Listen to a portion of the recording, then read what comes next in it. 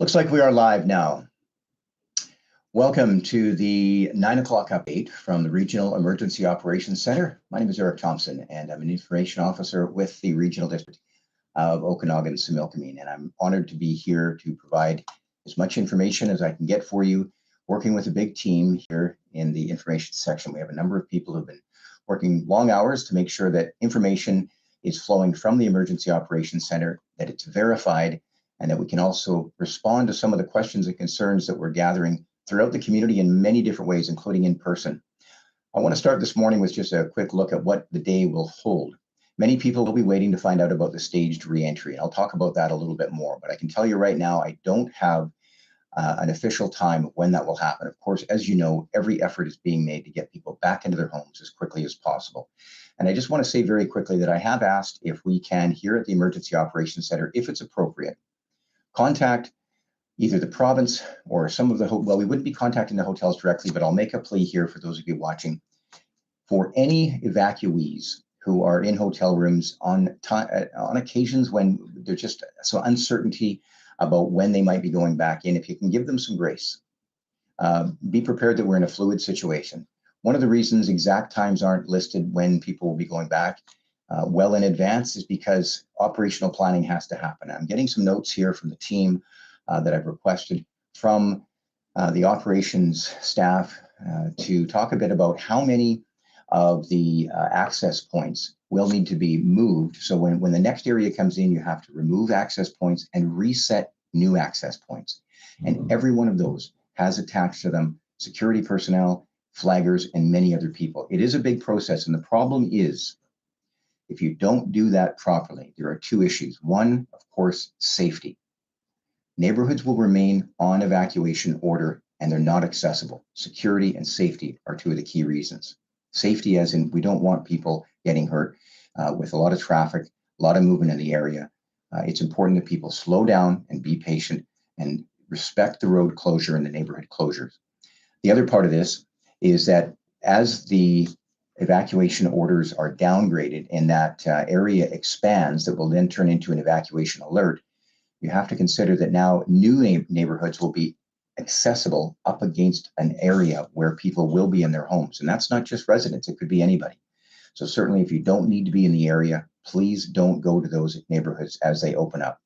But in addition to changing and expanding those access points, that also means that you may be closer to homes that could potentially be damaged. And of course, there's a safety issue there. There's also a privacy issue and a security issue. Then we've got the wildfire.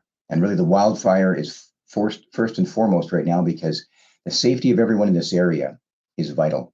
That wildfire, the Bald Range wildfire, as we heard from BC Wildfire on Saturday at 2 o'clock from Aaron Catherall, and we'll hear again today at 2 o'clock. We'll hear more about the fire, but it is out of control. Conditions can change, winds can change as well.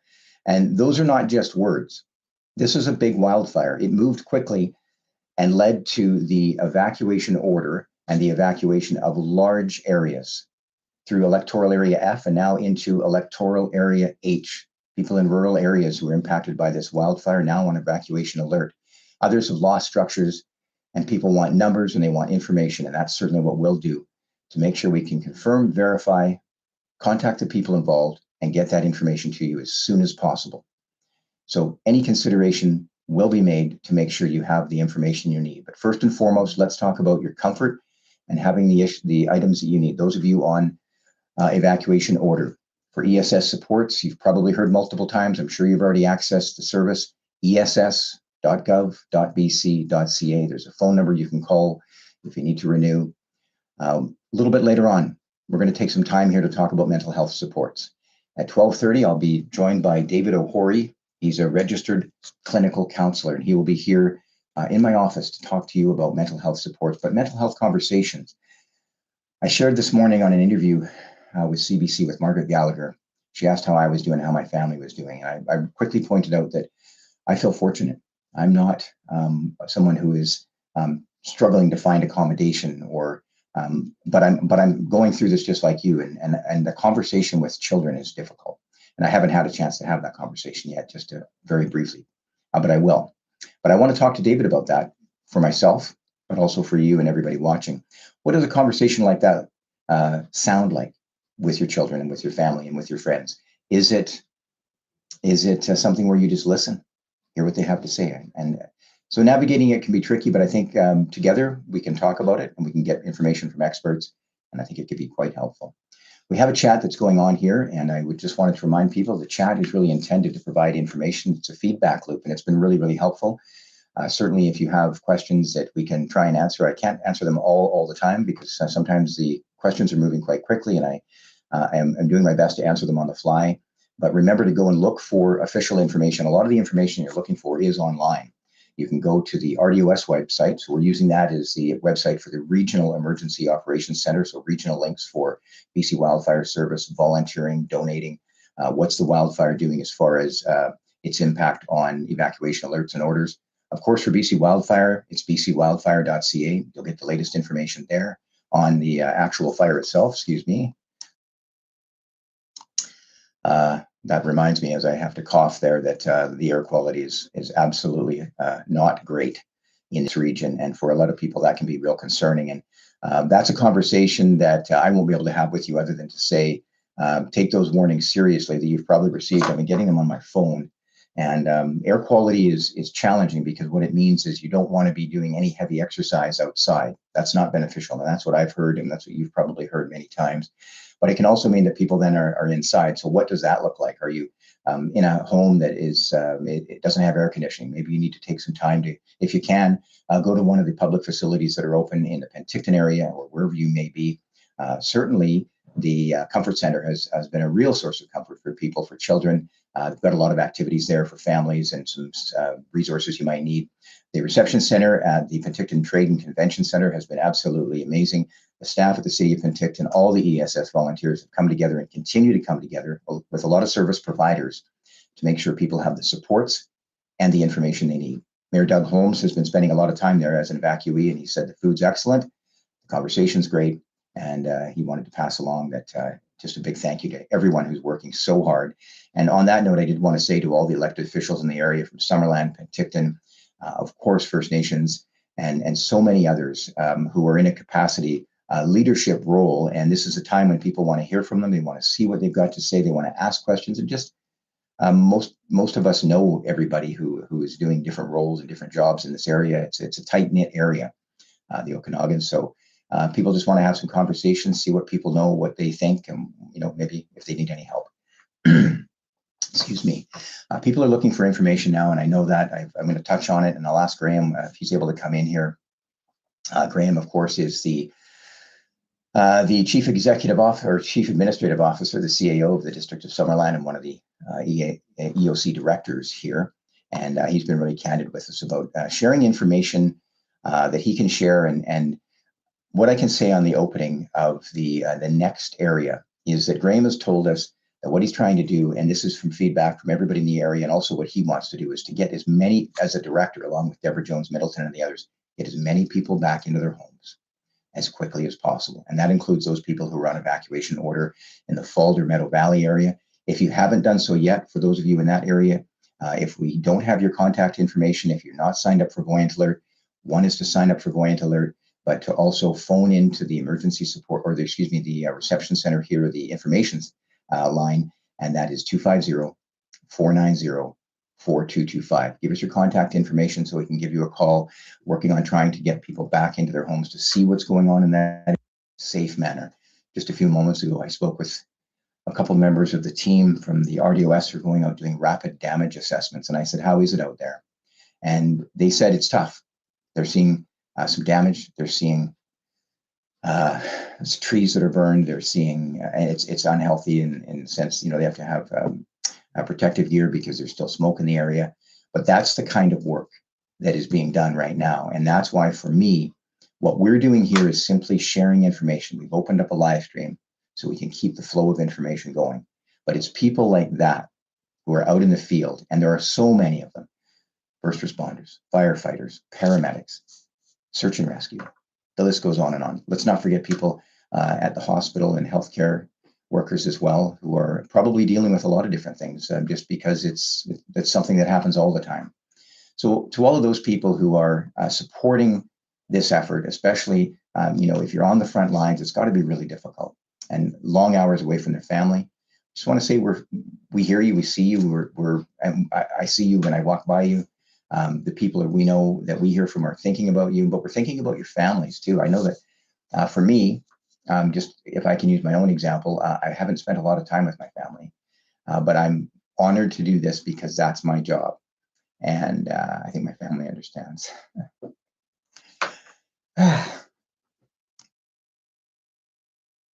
Another thing I've learned from this that's really interesting, this process, is that when you're in a position similar to what I'm in, where you might be speaking publicly to a large group of people about an issue like this that's sensitive and challenging and changing, and then you're also managing your own situation with your family and your friends who may be impacted, it can be difficult to be strong. But I think that's what we all need to do for each other and for ourselves, is be strong and know that there's support. But having said that, if you need to cry, have a cry. I don't know. I think it's good to let it out. But talk to somebody. Don't hesitate to talk to somebody, because that's the key. When an incident like this is happening, you don't want to just bottle it in. Okay, now let's focus on what information we can provide for you today. Throughout the morning, I'm going to be sharing with you. I won't be on all the time. I'll really focus on that top of the hour. So the next one, next update at 10 o'clock, 11 o'clock, 12 o'clock. As I mentioned, at 12:30, we'll have David Horry to talk a bit about, his expertise, which is he's a registered clinical counselor. So I think it's really important that I share those updates with you. And then at 2 o'clock, our BC Wildfire update, and then also at 6 o'clock. So when new information becomes available, you'll hear it here. You'll receive a Buoyant Alert notification if it impacts your property. You'll read about it on the websites for the RDOS and also for the District of Summerland. BC Wildfire puts that information up, as well as Emergency Info BC. That's where you'll get the information. You won't miss it. As soon as I have anything to tell you all, I will. So I don't want to keep dancing around. When will we know? When will we not know? You'll know when I know. Right now, I don't know. There's no confirmed time for the next phased, staged reentry. I can tell you that with confidence. There is no confirmation. And again, I'll mention this now. The reason why, because there are so many moving parts on this that are serious moving parts. And likely the wildfire is not a major impact at the moment for most areas, but it's still very present. The air quality is not good. A lot of access points have to be moved, and that's to keep the neighborhood safe that won't be under an evacuation alert, but will remain under an evacuation order. It's also for the services here, including the wastewater treatment plant for Summerland, the sewage plant, to overwhelm it by having a group of people come in at once is not helpful. To have a lineup on the highway is not helpful. So you'll get the information when I get it. And please do be patient, and remember, drive safe. No matter what you're doing, drive safe, take your time. A couple extra minutes. I drive the highway up to Summerland, and a minute here or there makes no difference. I'm always disappointed when I see somebody driving fast, because I know I'll catch up to them at the light at some point. So that's what I've got for you right now. I will continue to share any information. I've been fortunate to hear from some emergency professionals who I know, and some communications professionals that I know who have been sharing feedback and information. And really, I'm just one part of this. I happen to be the person standing in front of the camera, but this doesn't happen if we don't have support all the way through, including elected officials in this area. People I work for right now, the Regional District of Okanagan, Similkameen, Jim Zaffino, they've said, and I talked to Jim this morning and said, I just want to be clear that this doesn't happen. I don't get to stand here and ride this fine line of sharing information, making sure everything that I say is verified so we don't upset people. He's given me the go-ahead and the trust to do that. But it also comes from Deborah Jones-Middleton, who is here as the EOC director and the senior manager of Protective Services, who has that faith that I'm not going to make this unfortunate by saying, oh, I think we're going to do something, and then I get it wrong. So it's a dance to make sure that what I'm saying to you is helping, not causing confusion. And causing confusion is what can sometimes happen on social media with misinformation or rumors. People think they know what they know, and maybe they do. But until it's confirmed, it's really challenging to start talking about information, because then you get people whirling around in a circle. And right now, as I know, in the Emergency Operations Center, what you want to do is have focused plans and follow those plans and stay on task. so that you can get the work done. Well, at that point, I think it's probably a good time for me to take a short break. I have a coffee here that I haven't really spent a lot of time with, and I really think I should. Graham will be here with us for sure at 6 o'clock. He's committed to that daily. 2 o'clock, BC Wildfire update. These updates here will absolutely continue on the hour for sure. But if anything changes, I'll come back in and talk to you. I do want to thank the media as well for making sure that the information they're getting out is verified. And I think I'd like to think that what we're doing. Sorry, I'd like to have, it's pretty smoky out there. And but anyway, I'd like to think what we're doing is providing a service, because while you're waiting for information, you're probably checking media, you're maybe watching TV, listening to the radio and getting any updates, and maybe hearing some great personal stories from people, some of them sad, but just you're kind of we're all absorbed in this. For those of us who live in this area, I'm not thinking there are a lot of people from outside the area who are not directly impacted or watching. It's not exactly what you'd call a reality show, although it feels like one.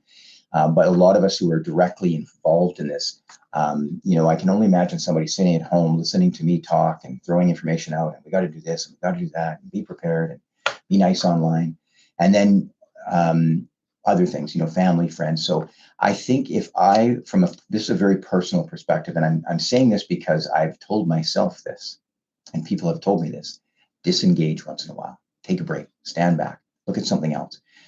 We hear all the time about situations around the world, Indonesia, and other places. They're dealing with some very difficult challenges. Let's not take on other burdens. I keep making light of hockey. When can we start being disappointed by our hockey team at the NHL level? Never at the local level, of course, because here in this region, the Penticton Bees and the Summerland team and Soyuz and Princeton and all the junior teams and WHL teams, Kelowna. What a great bunch of organizations and people who support entertainment in this area and sports and giving us something else to think about. What a hockey region too. Holy cow, soccer as well, football. Like American style football, I think we call it. I don't know what we call it, but we've got some great junior football teams around here as well. And I can go through the list of sports, but tennis, and then let's just talk for a moment about those people who like pickleball. With all this smoke, I bet you're waiting to get back and just have a competitive game of pickleball. I know people want to do that. But anyway, with that, I'm going to take a break, and I'll be back here at 10 o'clock. If anything changes throughout the day, I'll be back in here to share that with you, and it will go out through the regular channels. But in the meantime, thank you again for your patience. The re-entry update, as soon as I have any more information, someone just asked about that.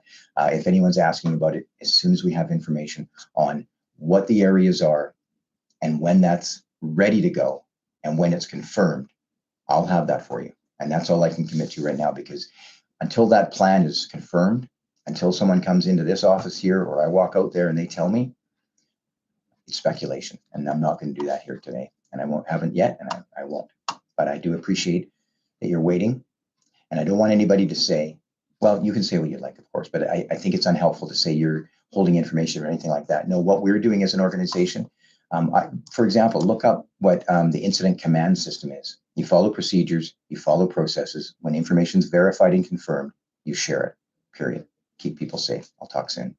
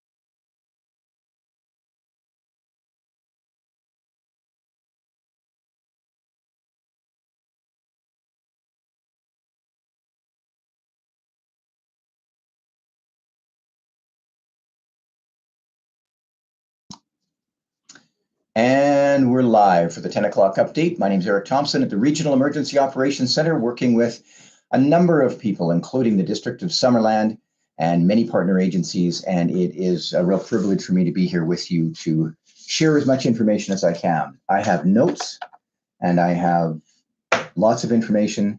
I'm going to start with what you want to know and tell you that any information about the staged reentry will be announced here as soon as I have that information. I won't reiterate all the things that go into making that happen, but I will tell you that I will commit to sharing that information with you the moment I get it. And I have not received confirmation yet, but when I do, I will share that with you. I think it's very important. But I just wanted to, for a couple of moments, take if you have a real pressing question, I know that you want information about reentry permits. By the way, if you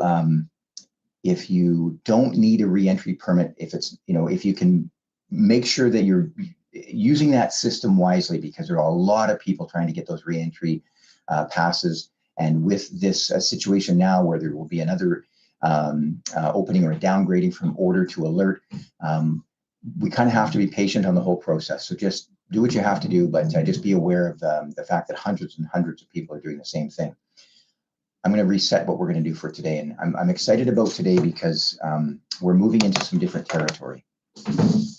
While I was driving in this morning, I was thinking about mental health supports and my own mental health. And, sometimes I get a little testy about the comments on social media here on our chat. And it's because I take this personally, not for me, but for all of the people working out in the field. And I mentioned earlier this morning that I talked to a couple of folks who were, a couple of people who were going out to do rapid damage assessments. And I know them, and I don't know them well, but I've worked with them, and they're in a different area of expertise, but I know exactly what they're doing. They're out in the field in some dangerous conditions, doing a rapid damage assessment on property and on the area, and there's damage, and they're seeing things that I can't even imagine for homeowners they'll see. And then people might say, well, why don't you give us that information? We need information. There's a process in the emergency management world. You follow processes to keep people safe and to ensure that mistakes aren't made. And I'll leave it at that. I want to have a light moment for just a minute. Many of you probably know Jason Perez. He is one of the trusted voices of media in Vancouver, and a friend and former colleague. And when I had to leave my home, I took a number of things, family things, preparedness things, and he referenced the VI clipboard. Back in the day, we worked at the new VI, and we used to have a clipboard because we walked around. And I just want you to know that I did take it with me, so that in case I never made it back to my house, I would have that. But it's also serving a real good purpose here. I've learned I need a clipboard so that I can write things down on the fly. So that's here. One other thing again, and bear with me, I'm stepping out on the edge again, talking about media. But the other thing I took was my father-in-law. My father-in-law worked at the Olympics for CBC, and they gave them these shirts. There's two versions of them, but they are original. They're not replicas, from 1976. And I took those because he trusted me with them. And I thought, if I don't come back to my house, I want the flying pizza shirts to be with me. So they're in my office here. I left them here when the premier was here. I thought he might mention it, but he didn't say anything. I thought he might say, wow, you got a flying pizza shirt. Okay, so that was our light moment. Now we'll get back to business. I've got some notes here that were given to me by, we have Anna here from the city, Anna Melnick, who is with the city of Penticton. Part of this Regional Emergency Operations Center is it's all hands on deck to make sure we get information out to you in a timely fashion, make sure it's correct, make sure it's accurate. And we've got the loop going now, because what we're trying to do is make sure that whatever we're saying here will end up on the website, social media as well. It's really, really important. So a few things here for re-entry. Today's focus is on planning for more people to return home as soon as possible. We're looking at approximately 800 properties today, and we're recording this on Sunday, August 16th. So those properties, when they go back, we will go from an evacuation order, to an alert. Stand by, it's Erin Catherall from BC Wildfire. I want to make sure we can confirm her interview, so just give me one moment, please.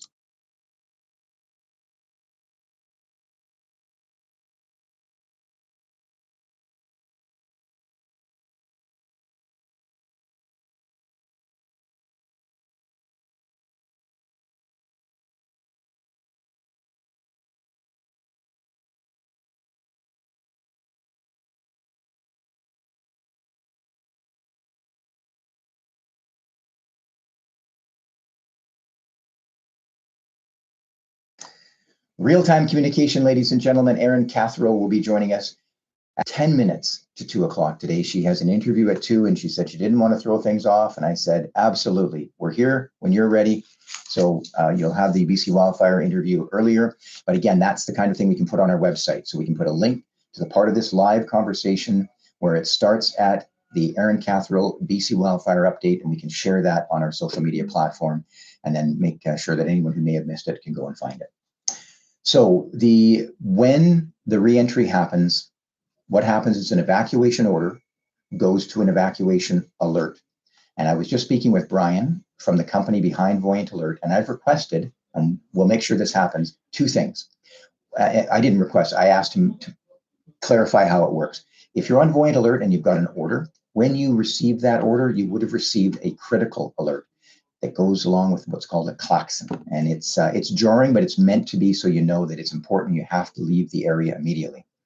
When that is downgraded to an alert, it's also a critical, but we're going to send it out as an informational, because what we're saying to you is, it's okay now, you can go home. Not, it's okay now, you can go home. I hope that makes sense.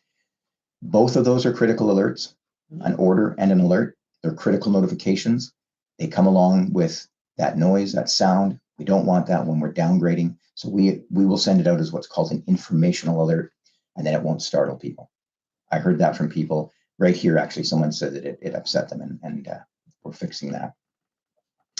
The other part of it is there is an opportunity to record the message for those of you who get a voicemail. And there's what I call the robot voice, which is an electronic voice, which is very similar to mine, but maybe just a little less friendly.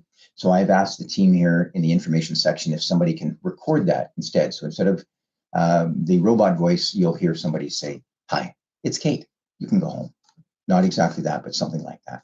By the way, Kate Holowati, many of you who live in this area in Penticton will know her and know her family. She's part of the RDOS communications and engagement team, but she's also here helping lead in the information section with Joanne Millar and the others. And Kate has been doing some reels on Instagram to help get information out. We're hearing they're a big hit. I haven't seen them yet, but maybe we can look at them together later. But anyway, so that's the kind of support we have here to make sure that we're covering different platforms. There are many people who will not be watching this and maybe don't have access to technology and would maybe rather watch a different program, but they still want information. So at the Emergency Support Services Reception Center, we're making sure that we have paper available for them. We have to think of all the different opportunities to get information and how people need it and how they would like to get it. Notifications, again, will come through Voyant Alert for any changes. So sign up for Voyant Alert if you haven't.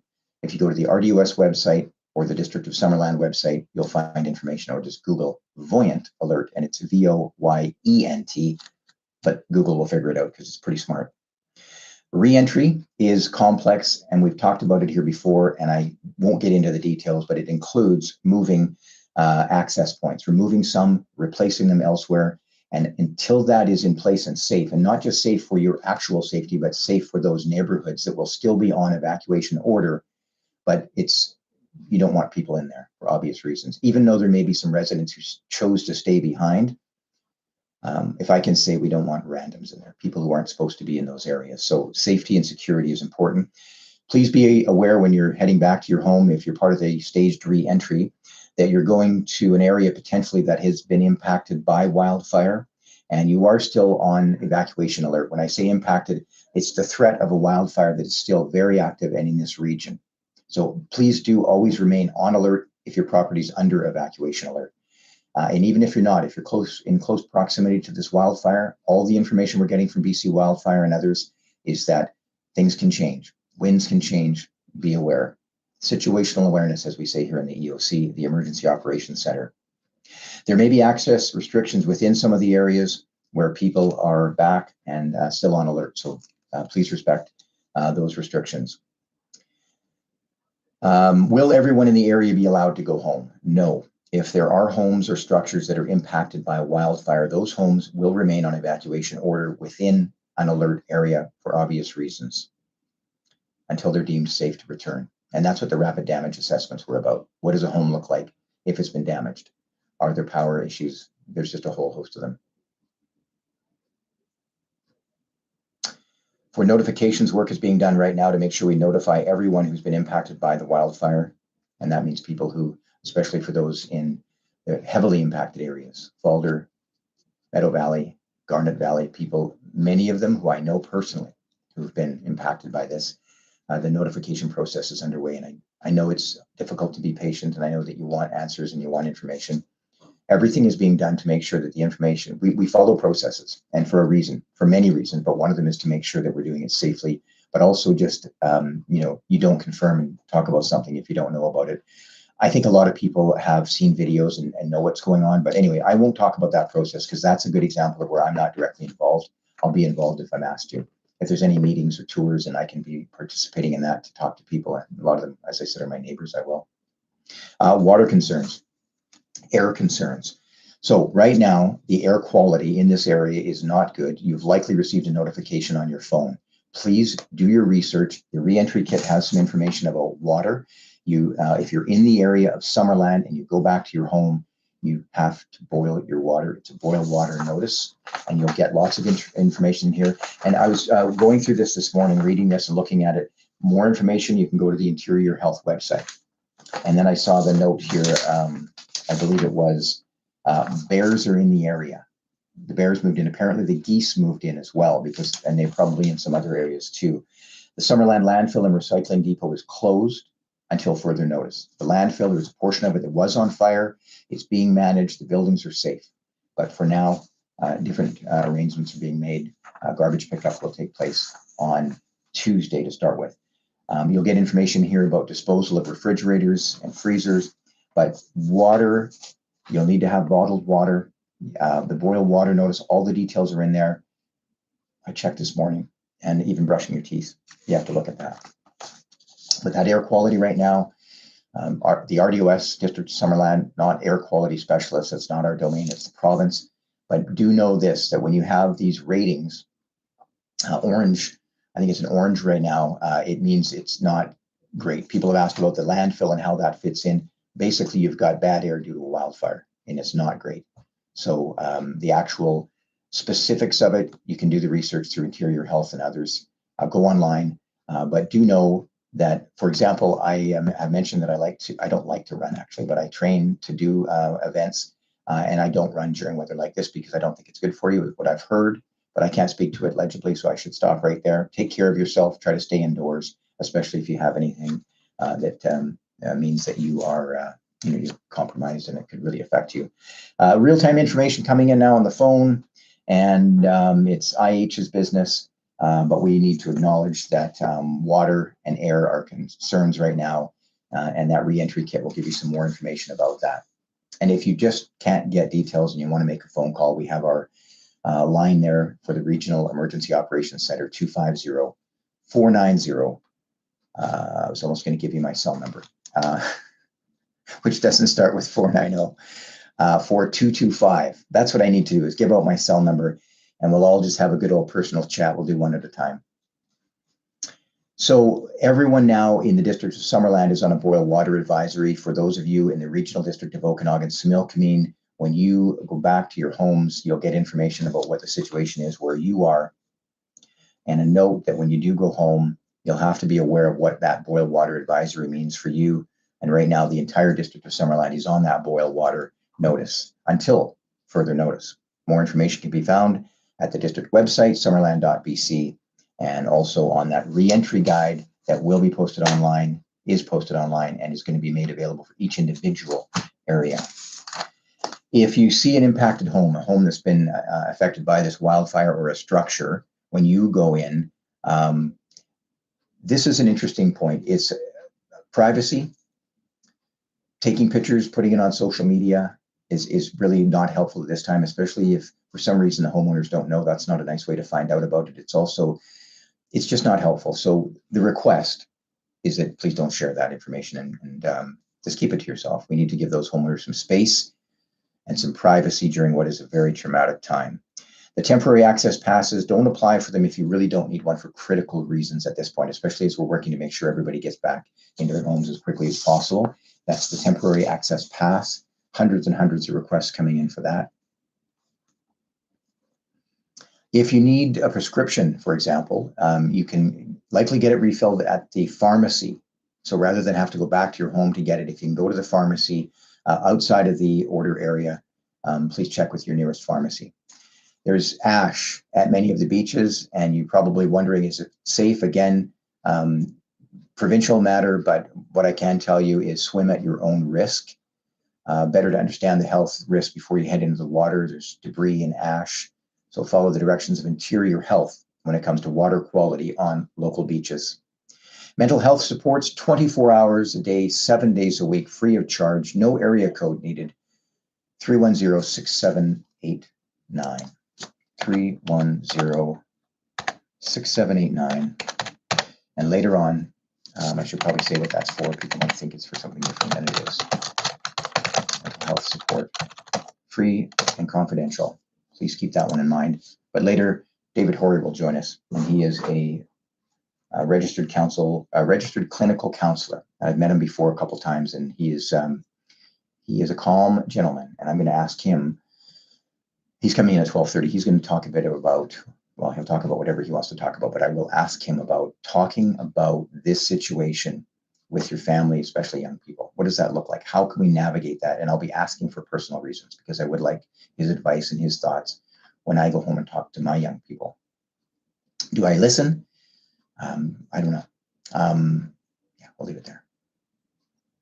Landfill. Let's see. The focus today is on better understanding the hazards and working with partners on that. Yesterday we heard from Cam Bond. He's an environmental coordinator, and he talked about what was going on at the landfill. There's a fire, it's in some chips, and the building's safe. But what does that mean going forward? The fire is not, those types of fires, landfill fires, are not fought by BC Wildfire Service. That's not their domain. Okay.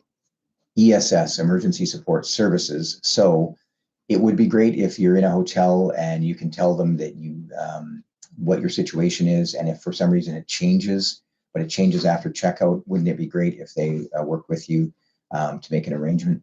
I can't get into the details on that, but bottom line is, as soon as details are confirmed, we'll let you know. And there's nobody holding back any information. I don't want to go back into the details on that, but I've been extremely forthright, and so is Graham, the EOC director and CAO of Summerland, that when the plans are confirmed and ready to activate, you'll know about it here first and through Voyant Alert. I want to thank the information section here at the Emergency Operations Center for providing these notes. It really makes a big difference. I mentioned before that many years ago, I used to work in morning television, and things move fast there. Usually there's no emergency. It's more fun, but it's information, and you need to get it right. And when you have a good script that you can follow, it makes a difference. When you have inaccurate information in this line of work, it's not helpful. In media, it's also not helpful, but usually not related to an emergency, you hope. So having those notes warms my heart. I think we've talked about all the things I have to talk about. The Emergency Support Services Reception Center at some point will likely change locations as more people go home and the need changes and decreases, and then we move to what's called a resiliency center. Details on that will be made available, location, and what you'll find is resources like this. It's the little book of resources. It's a great little book that has information about local services, lots of different service providers. There's the back of it, and it's an important resource for you. And phone numbers, websites, email addresses, everything from schedule of availability for drug checking to Asthma Canada, the Epilepsy Society, Kids Sport.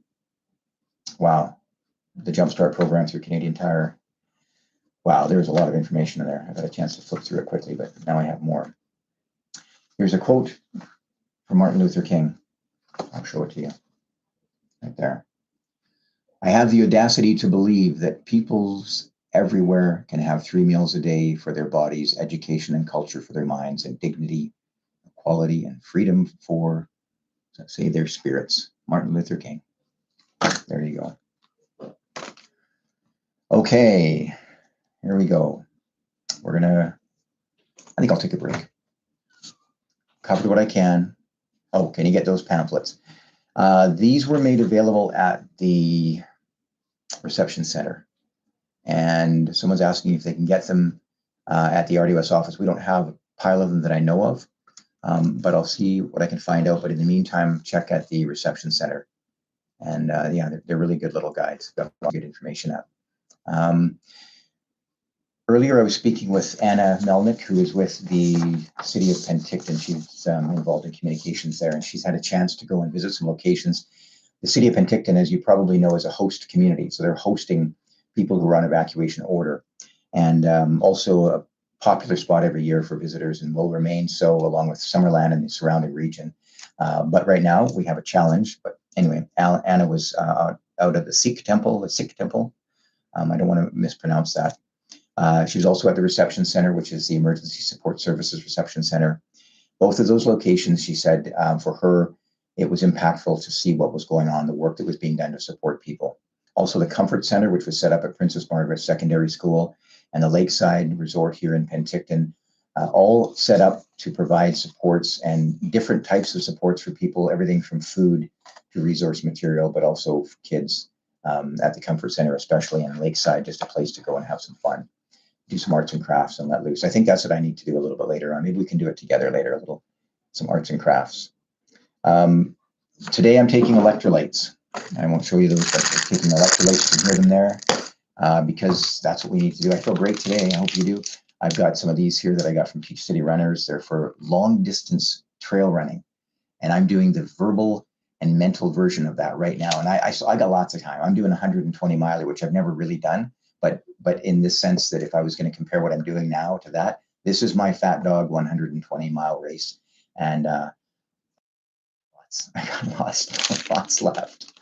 But anyway, having said that, I hope you are doing okay. And if we have a light moment here, please know that we're thinking about everybody who's been very seriously impacted by this wildfire. We just want to take a moment to have a bit of a light moment and not focus on all the troubles. But again, I just want to keep going back to the fact that I'm here because we started a live stream on Friday and we haven't stopped. We're going to not do full coverage all the time talking, try and go to the top of the hour, give you some information, anything new. And at 2 o'clock, we have our BC Wildfire update, which will actually be at about 10 to 2. So that's important for a lot of people. Hearing directly from Aaron Catherall from BC Wildfire Service is really important. And then, well, it is to me, but certainly for you. And to give you an inside look at what we're doing here, we've got some communications professionals who've joined us to help manage this situation. It's one thing for us to do lots of talking and try some new technology and get information out, but when we can actually improve the process and workshop it so that going forward, others who may want to use this can do it without feeling like it's a daunting process, give them some of the information. So we're looking ahead because emergency operations centers are all about training and preparedness and improving. And that's what we're going to do with this process. You can't expect that the next time an emergency happens in your community, wherever you are, that someone's going to fire up the YouTube and talk endlessly. But what you can expect is that they will do everything they can to use the best means they have. And if it's new technology like live streaming, even if it's only live streaming for half an hour for a quick update, or even 5 minutes, or even if it's recording a message and sharing it online, that's the kind of thing we need to do. Just get information out to people that's accurate and timely. We have here been presenting something a little bit different that's come, it feels like a community meeting in a sense. And if that's working for people, great. But like I said, don't always stay here. Please go tune out and try something else and relax. But if anything changes, stick with us at the top of the hour. One final note, and this is a final note until 11 o'clock. I have been receiving a lot of advice from people who are in communications and in emergency management. And my friend Paul contacted me and has reminded me about a couple different things and said, you might want to remind people about this or that. And one of the topics that came up is often people who are in a situation where they may have supports that they need from the community, from whatever service. It could even just be a taxi. When a property is under evacuation order, of course, they're not there. So they won't be receiving those supports at their home. When they go back into their home and the property is now on an evacuation alert, they will be able to get those services again, because there's no reason that those service providers can't go in there unless special arrangements have been made. So for people who are waiting for a cab or waiting for some therapy or whatever it may be, under an alert, you can get those services. There are no restrictions, of course, because basically your property is open. It's just a matter of being on alert means that you and your family should be prepared in case conditions change. So I think that for most people will hopefully be reassuring, and it's something really important to keep in mind. All right, more to come at 11 o'clock. In the meantime, transit, check BC Transit to make sure you know what's going on with that. It could be changing due to the fact that today the state reentry continues. As soon as we have information and confirmation on that, we'll let you know. Thank you for your patience, and again, just a reminder to be kind to each other.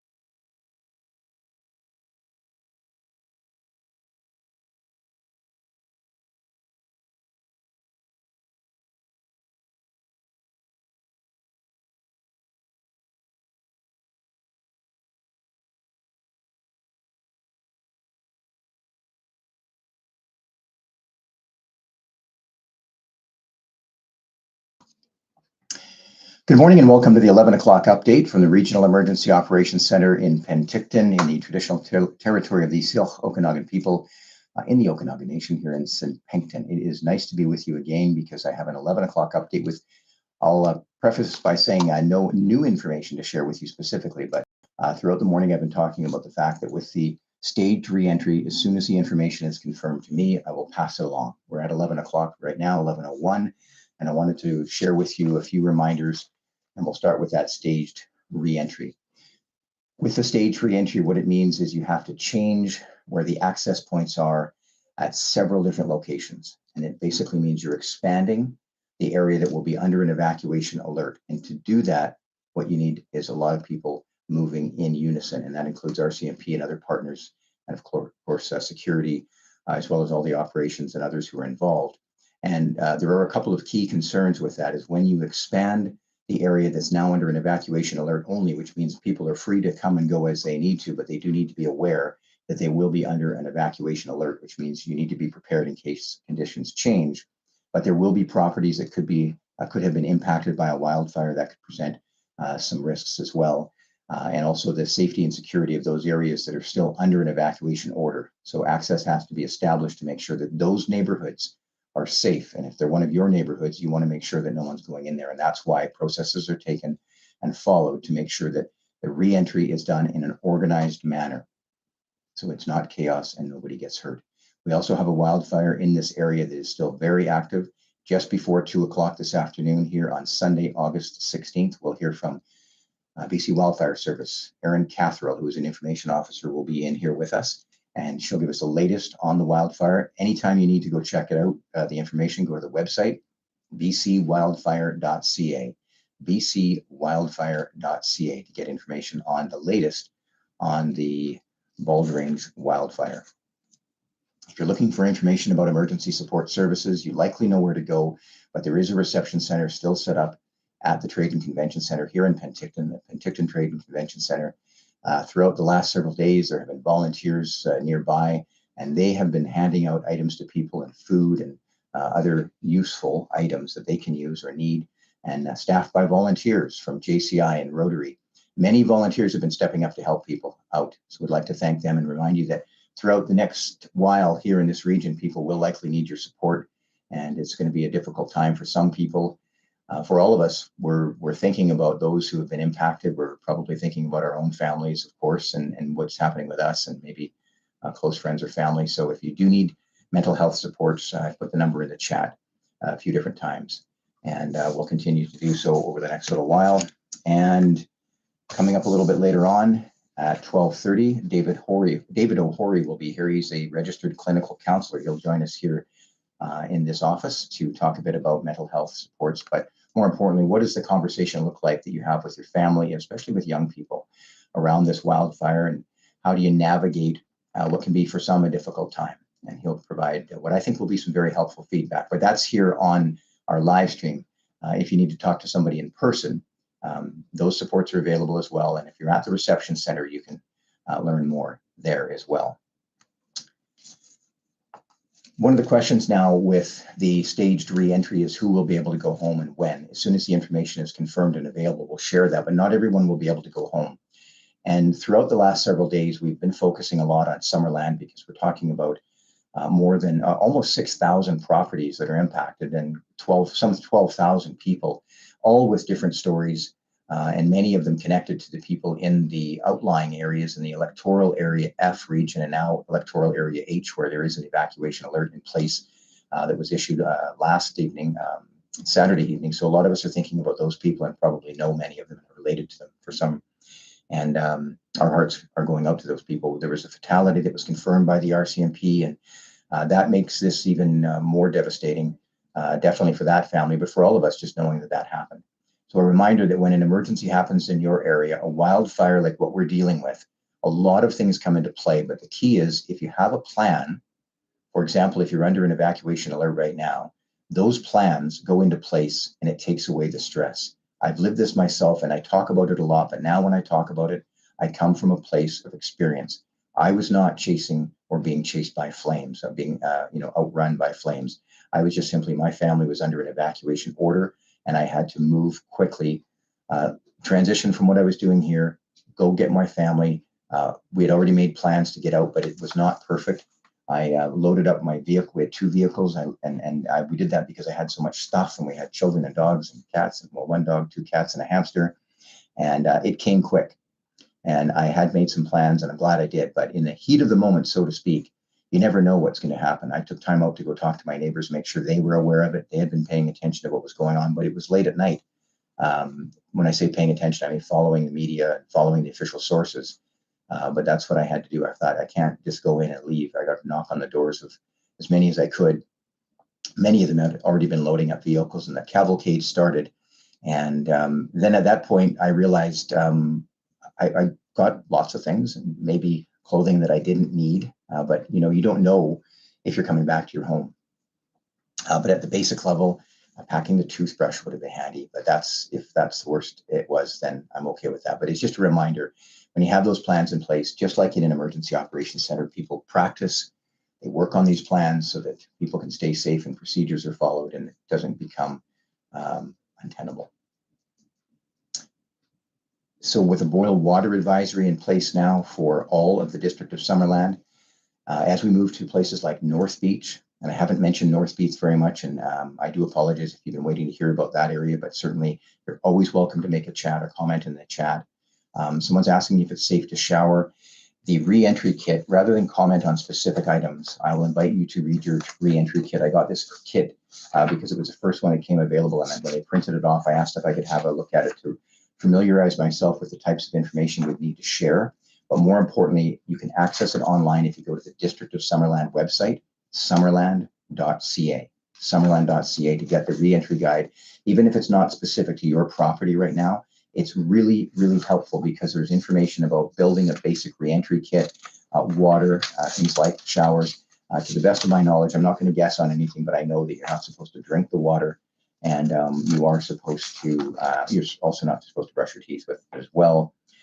Interior Health and the District of Summerland are reminding all users in the area who are using water that it has to be boiled or use a safe alternative. Water should be boiled for 1 minute and allowed to cool, of course, before using it. And you'll be notified when that boil water notice is lifted. There's information here in this kit as well about pools and hot tubs. Good idea to be aware of the debris in the lake right now, and Interior Health is the lead provincial agency on providing information about that. Homeowners are requested not to drain pools into the sanitary sewer system. Don't drain your pool or your hot tub into the sanitary sewer system right now. It could overload the area drainage. If you're going to drain your pool, do so slowly. And the water containing any type of disinfection, salt water or chlorine, cannot be drained into the creek or into Okanagan Lake. Pools and hot tubs, important information contained in the re-entry guide. And the details in the shower, I think with that, because that's an important question, and I'm not going to guess. I should know it, but I don't off the top of my head. What can you do with the shower? I believe I know the answer, but I have committed, if I'm going to be here live, to not guess or share wrong information, because the minute that happens, someone comes in and says, Eric, it's time to go home. We don't want that to happen, not right now. Right now, it is just about 10 minutes after 11 o'clock here in Penticton at the Regional Emergency Operations Center. My name is Eric. If you've just joined us, we'll be here through the day until 7 o'clock this evening. We've been committing to those regular updates at, there's a picture that I used to have the sign on that said 2 and 7. So we'll do those updates at 2 o'clock and 7 o'clock. But the 2 o'clock one just before 2, we'll have Aaron Catherine from BC Wildfire Service. And Aaron will talk a bit about what's going on with this wildfire, the latest information she has. Winds are always an issue with a wildfire. What is the wind doing? Which direction is it blowing? How strong is it? That's something that can change from hour to hour, minute to minute even. But she'll give us the latest on what she knows for this wildfire and where some of the key areas are that BC Wildfire is currently focused on right now.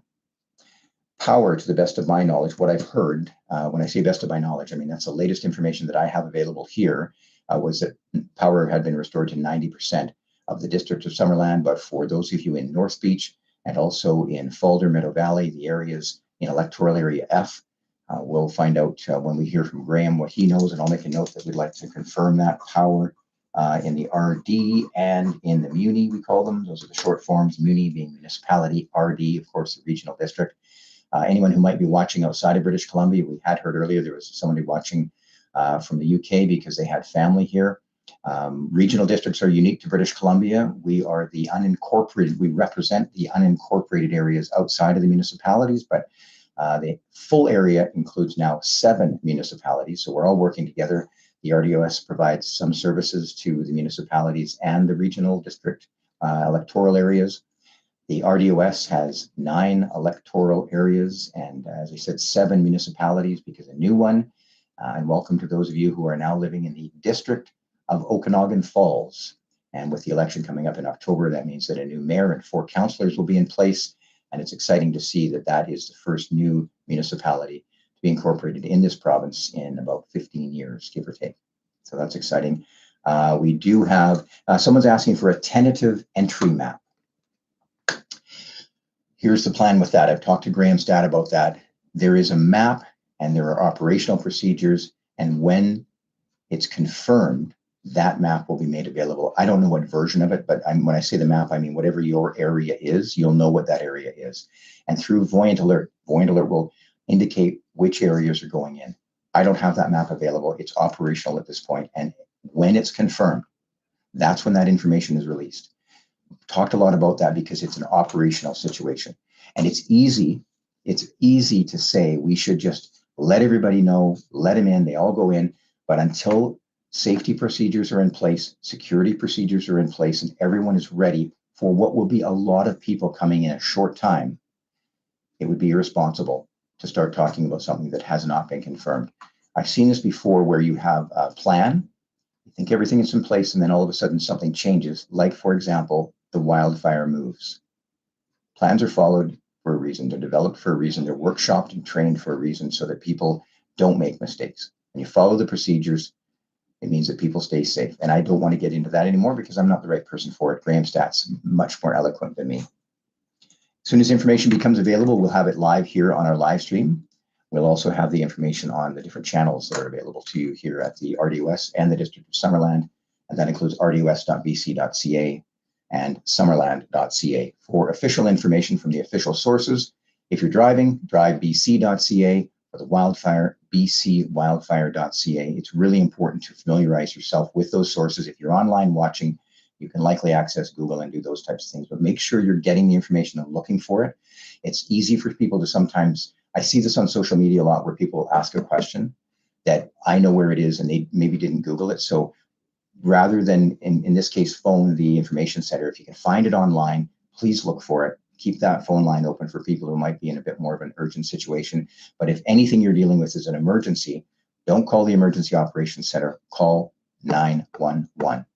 That's if there's a current issue that you feel is an emergency. Just looking at, it went away now, but I got this weather notice.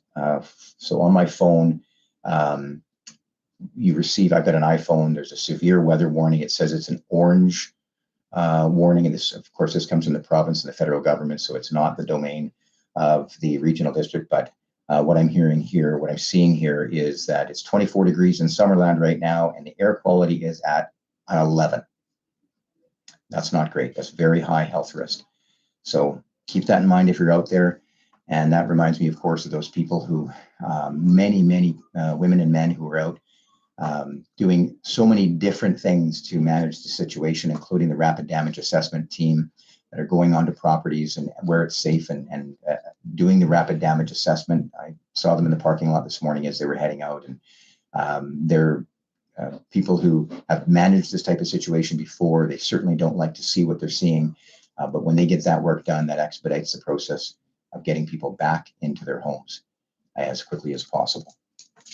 I'm just going to mention a few more notes, and then I'm going to wrap it up for now, because we do have our update coming up at 12 o'clock. We'll do a reset, find out what's going on, see what we can confirm. And I do appreciate your patience as we work to share information with you throughout the day. So there is a lot of ash in this area, in the Penticton Summerland area and many other areas because of the wildfire that's in this region. But a reminder, there are other wildfires burning that are a cause for concern at all times, to keep an eye on them. And near Pasayten Valley in the Manning Park area, there are a couple of fires. And south of the Canada-US border, there's a major fire that's burning. I don't have the latest information on that right now. And, that's always important to know where the fires are, what the current status is, if there's any change as far as the regional district is concerned or any other municipality or area. Make sure you sign up for notifications right away if there's an evacuation alert or an evacuation order.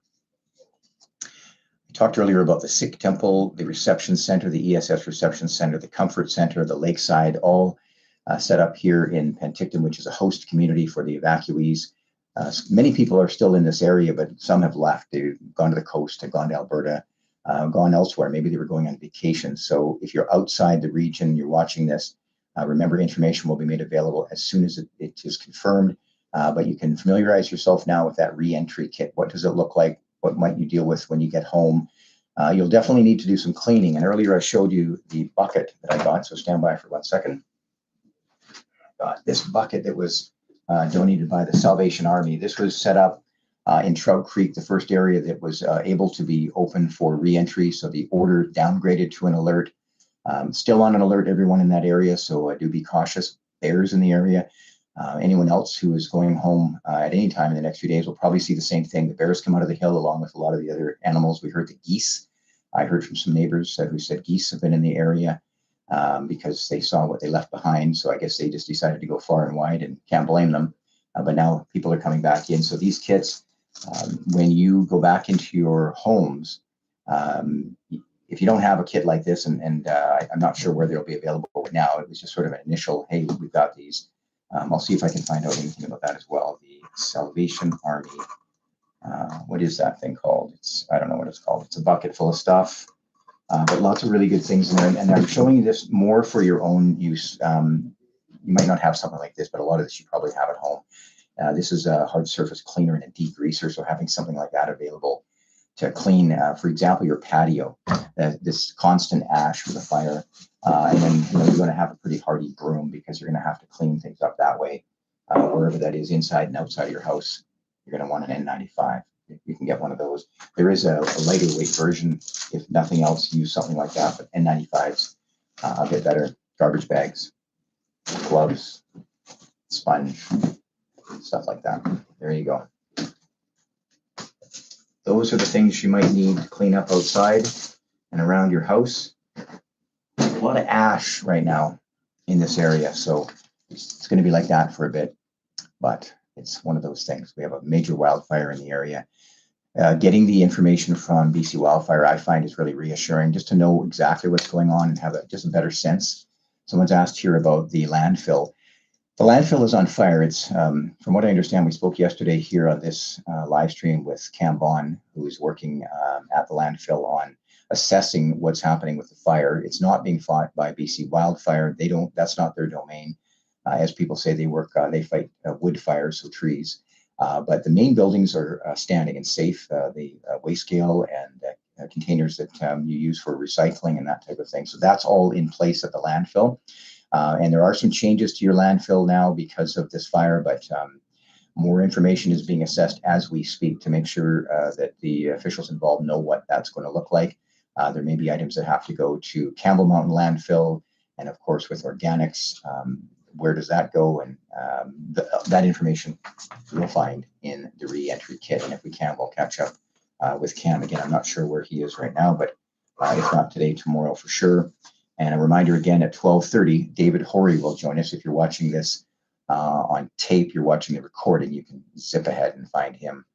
David O'Hory is a registered clinical counselor who will be coming in to talk a bit about the conversation with your family around evacuation orders, alerts, and wildfires. I'm going to pepper him with a few questions about what that looks like if you're a caregiver, you're a parent, you're whatever you may be, even just within your own family. How do you have that conversation? What's the best approach? And maybe he can answer some questions as well on what we might be feeling ourselves and what that looks like. That's at 12:30. And then coming up at just before 2 o'clock, usually it's read at 2, but I've heard from Erin from BC Wildfire Service. She'll be here about 10 minutes to 2 Pacific time and talk a bit about the wildfire. Then at 6 o'clock, we'll get Graham Stat in again for a look at the day, that we've had and the operational period going forward. For the latest alerts and orders, please do go to the two websites we've been talking a lot about, rdos.bc.ca and summerland.ca. There was a new evacuation alert that was issued, and that was for electoral area H, and I don't have it here in front of me, but you'll find it on the website. And maybe I'll go bring that up now and just take a look and see what that looks like to give you some of the details. But that was an evacuation alert, and that alert is in place. Sure that people are aware that at a moment's notice you may have to move if conditions change, but also a time to get prepared. And I think the key takeaway there is, what does prepared look like for your family? Having a grab-and-go kit, an evacuation plan, looking at animals, pets, how are you going to get them out, aside from your family, of course. And if you aren't home and the situation changes, what does that look like? If there's an order in place, you might not be able to get back depending on where the location of the fire.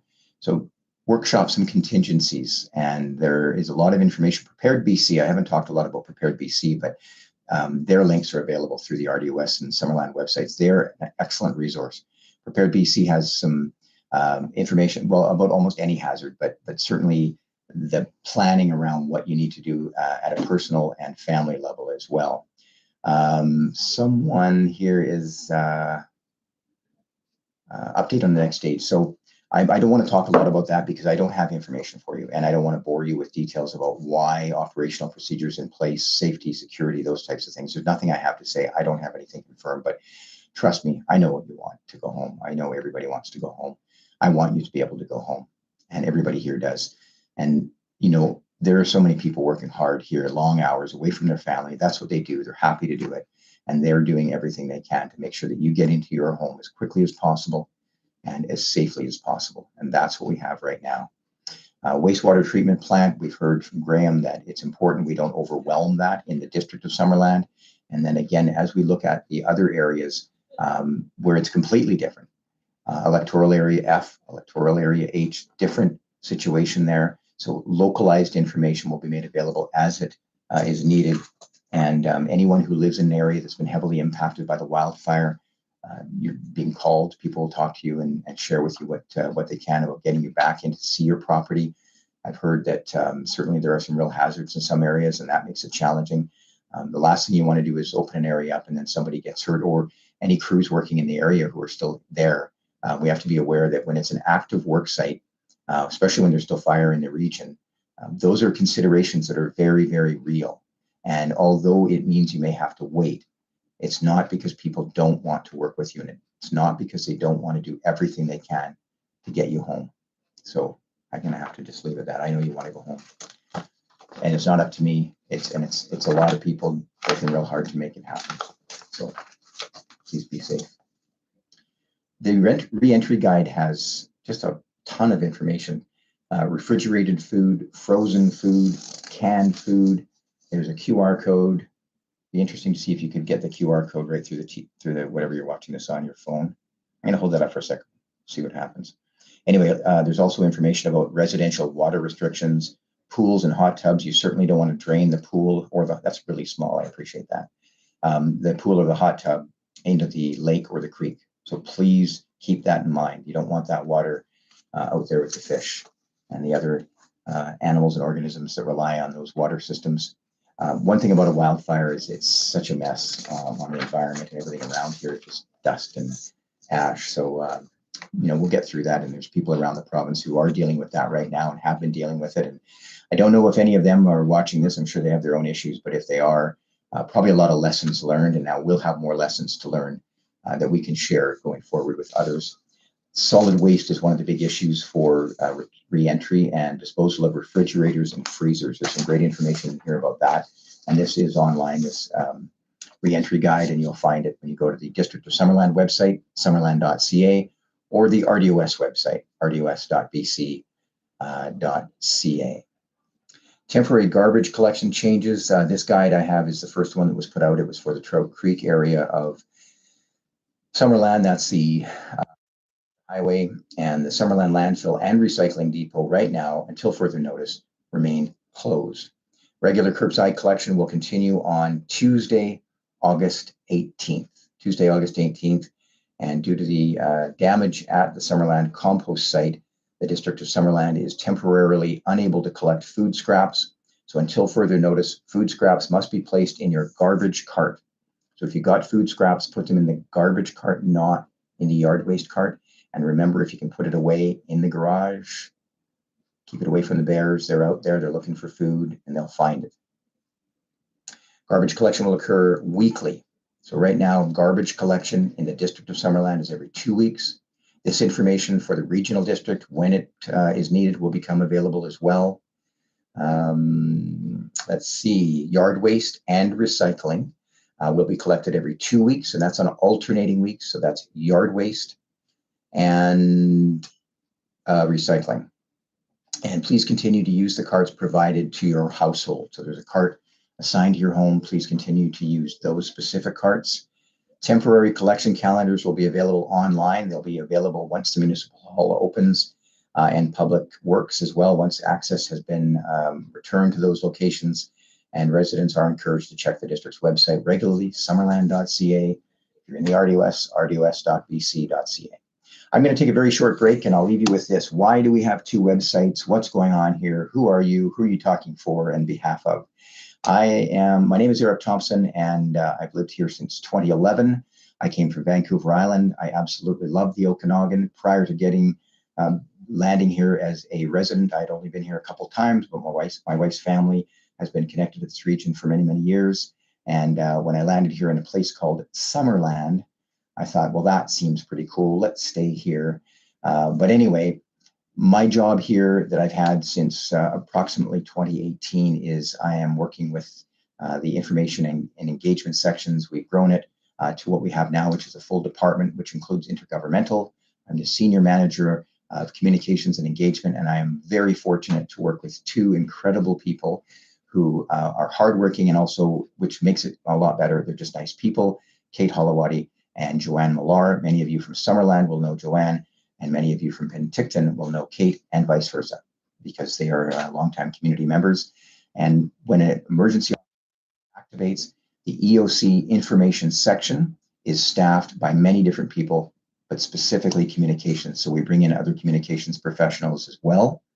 And those people right now are outside this window, and they are what we call, it's an official term we use called rocking it. They are absolutely on fire. Excuse the pun, not meant to be disrespectful there, but they're just getting things done.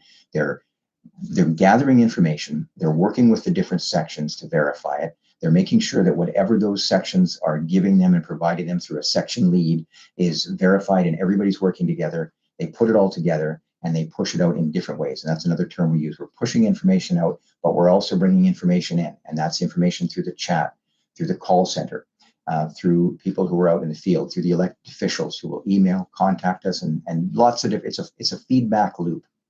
But what the information section does is make sure that the information that's needed is available, that it's accurate, and a real key is that it's accessible. So that if you don't want to sit on social media or you don't have access to social media, you can get it in a paper form. And that's where the reception center comes in. If you drop by the reception center on a regular basis, there will be a new information update there. And then we have multiple agencies and municipalities and jurisdictions working together, including the RDOS, the regional district, and the District of Summerland, working together right now on these evacuation alerts and orders. When you go to the map that we've talked about so many times before, you can find it through the RDOS website. There's a link there. And when you go to that map, which I'm going to go and find here, you will find the latest alerts and orders. And an order, of course, means the area immediately. I know that some people have chosen not to leave, and that's a conversation for another day. But what it means, though, is that if the area is under an order, you should not be there. And as conditions change and it's downgraded to an alert, you'll see on yellow there, that still means you do need to be prepared, be aware of the situation, and have a plan in place. So that yellow, as you can see there, has expanded to the west. And if I click on that, what am I going to see? Let's find out. Let's see if my poor website's going to work here. So that's for Chain Lake, Bankier, Link Lake, Osprey Lake. And there's an area there that I don't know a lot about. Some people who are local to this are more local than me and local to that area will know more about an area called Mazama. That's a great name. Chain Lake, Bankier, Link Lake, Osprey Lake. So an alert put in place at 7:30 on Saturday, August 15th. So a bit of an expansion, as you can see there. And it's a bit complicated when you look at the shape files that you're seeing there, but that's based on where properties are, and it is a bit of an odd look, but it's there for a reason. But that's something that planning and others are involved in. So that is the current evacuation alert area that was expanded on Saturday, August 15th. That's within the regional district, and it's electoral area H. And the area director is Bob Coyne. And I'll end on that note while I take a break before the 12 o'clock update. So many elected officials in this area that I interact with on a daily basis through my job, and I know many of them as friends as well. And Director Coyne, we call him Director Coyne Sr. because his son is Spencer Coyne, who is the mayor of Princeton, but also a member of the RDOS board. Bob Coyne, along with Spencer and many others, have been talking for years about the need to change and improve the way emergency management is managed in this region. And I heard him say a few years ago, boots on the ground. We need some boots on the ground. And, you know, that's happened. Those boots are on the ground. There's a lot of people in the field. Sean Baszler is one of them, Tony Ianella that come to mind. And I don't mean to isolate just them, but they're the people I work with directly. So when people are in the field, they're talking. Those two gentlemen are talking to others, and then I'm talking to them and getting information. And I do talk to a lot of the other fire chiefs and fire representatives as well. But anyway, those boots on the ground are meant to be liaisons with this emergency operations center and the communities and the partners and the agencies that they're working with. And what that means, what it looks like, is when there is a major incident. Let's say, for example, Tulameen has had some flooding before, and they've had some wildfire concerns. Now, when that happens, people mobilize. We have a mobile command center, an EOC command center. So this is an EOC, that's a mobile version, and they'll go into those communities and provide that on-site support that can be so important.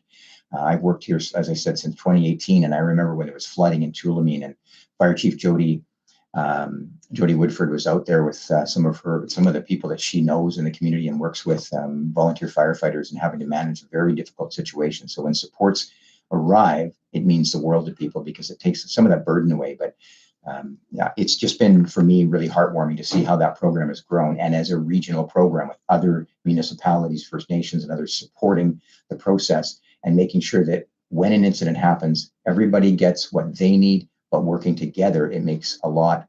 There's efficiencies, and it just moves faster. So that's really, really helpful. I'm gonna wrap it up. Take a short break, grab some coffee, maybe grab a snack, because it is, for me, this will be my lunch break, and I don't mean to provide too many details, but I'll be back again at 12 o'clock. We'll have a reset, an update, find out what's going on, get you the information you need. If anything changes in the meantime, I'll be back here. And then just before 2, BC Wildfire Service with an update, major operational update at 6 as far as what the day looks like, what's happened today, what we can expect for tomorrow, and the days ahead. We'll talk to you soon.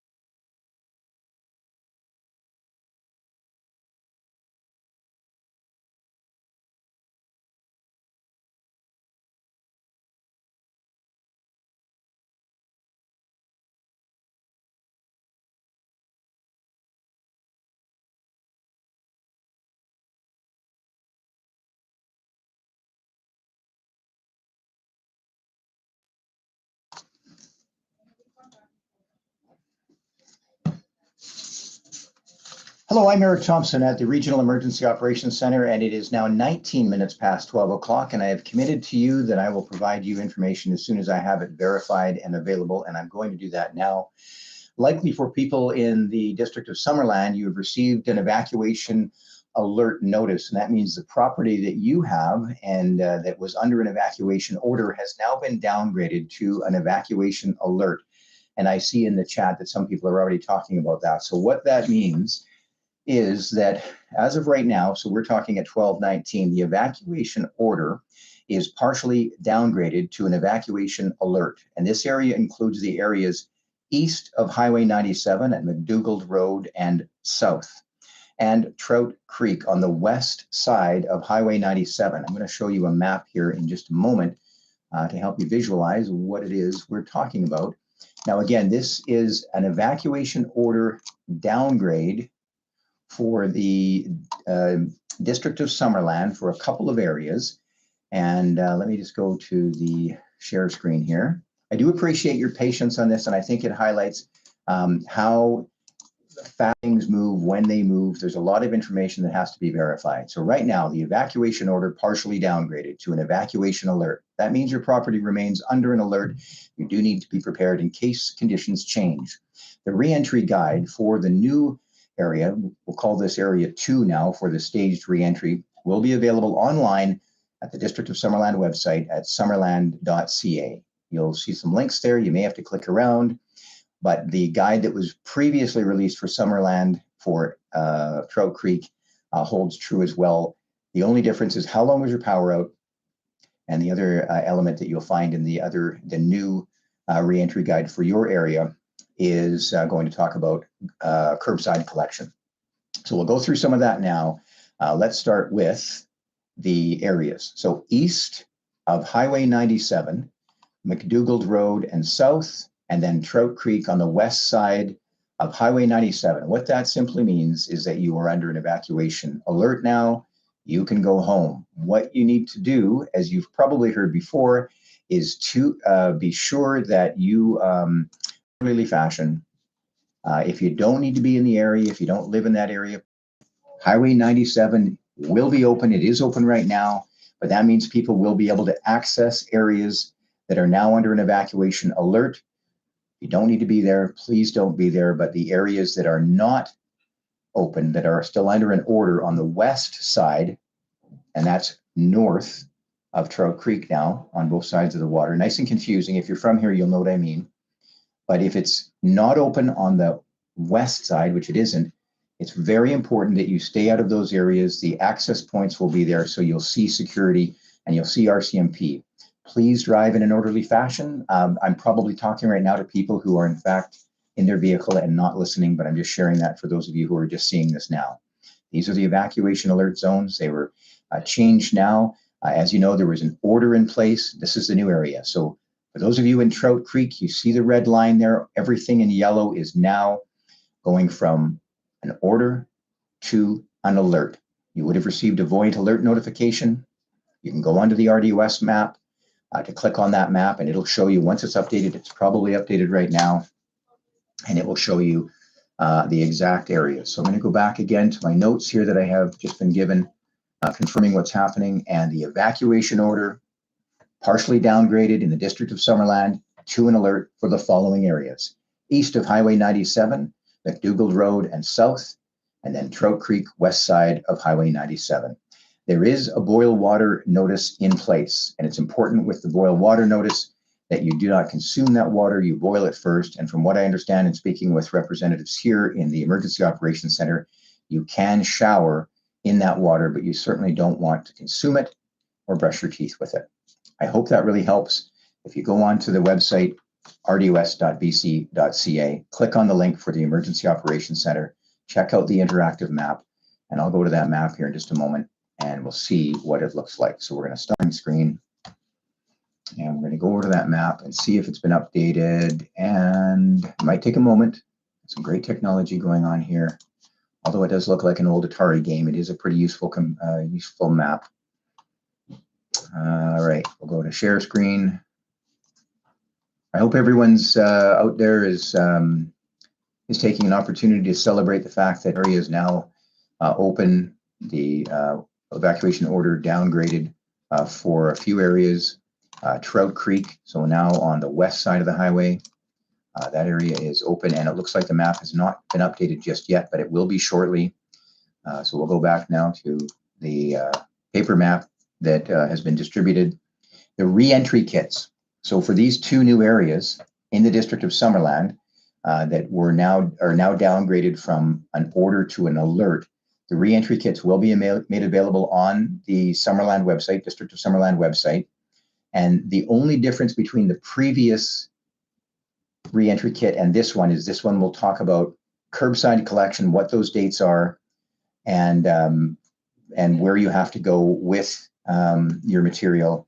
And in this case, you've got curbside collection, but the date of pickup. There is a pickup for Trout Creek that has been scheduled for Tuesday, but those details will be contained in the curbside, or excuse me, in the re-entry kit. So you'll have to be patient as that is updated on the website. But this is the newest information available here from the Regional Emergency Operations Center, and it is a downgrade from an order to an alert for the west side of Highway 97 in Trout Creek. You see there the lines if you're watching online, and it's important to understand that not all areas will be open. It's part of the planning process and lots of rationale behind it that I can't get into because that's not my job. But I do know, I shouldn't say it's not my job, I don't have details confirmed at this moment. So now what we're looking at is the evacuation alert area that was under order, but now under an alert for the Bald Range wildfire for the area north of Trout Creek. And we are talking about this is which area is it? East of Highway 97, McDougald Road, and south. So all of those properties now available for you to go home. Please take your time, drive safely, and a lot of information will be available. So this is the phase that we're into now. Yes, we'll be talking to Graham, but we will have BC Wildfire here just before 2 o'clock for that update. Graham, if he's available, will be here and when he's available, but otherwise we'll see him here at 6 o'clock for sure for our regular update at 6 o'clock. There you go. That's what I know. And that's what I can confirm for you. Your patience is amazing, but now what we want to do is watch what happens, because this is where, when people say they just want to go home, a number of things had to come into play. We talked about it before. All of those access points had to be moved, and then new access points will have to be adjusted. The highway now, as you know, was open between 7 a.m. and 7 p.m. Now that section rolling through the area north of Trout Creek will now be open. That highway will remain open now 24 hours a day. If you don't need to be in that area, if you don't live in that area, please don't go in that area. Those of you who do live there, you can go home. Remember, the boil water notice is in place. And that means do not consume unless you boil the water. And from what I understand, again, you are okay to have a shower, just don't consume the water. All right, I'm going to go back to the other map, and then I'm going to take a very short break and then come back and see if there's any other new information.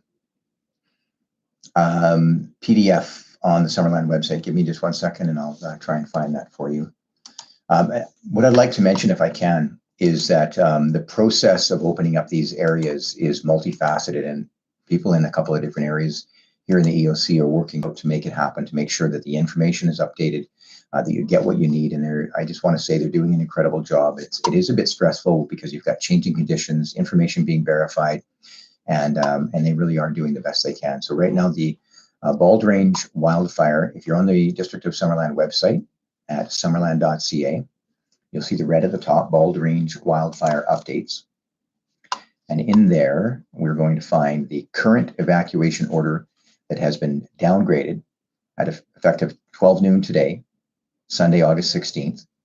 Partial reentry for east of Highway 97, McDougald Road and south, and Trout Creek, the west side of Highway 97. You can see that on the website there. And I'm going to go to this little button here that says, click here. Let's see what we find. I'm looking for a map and some information, and we got it. There you go.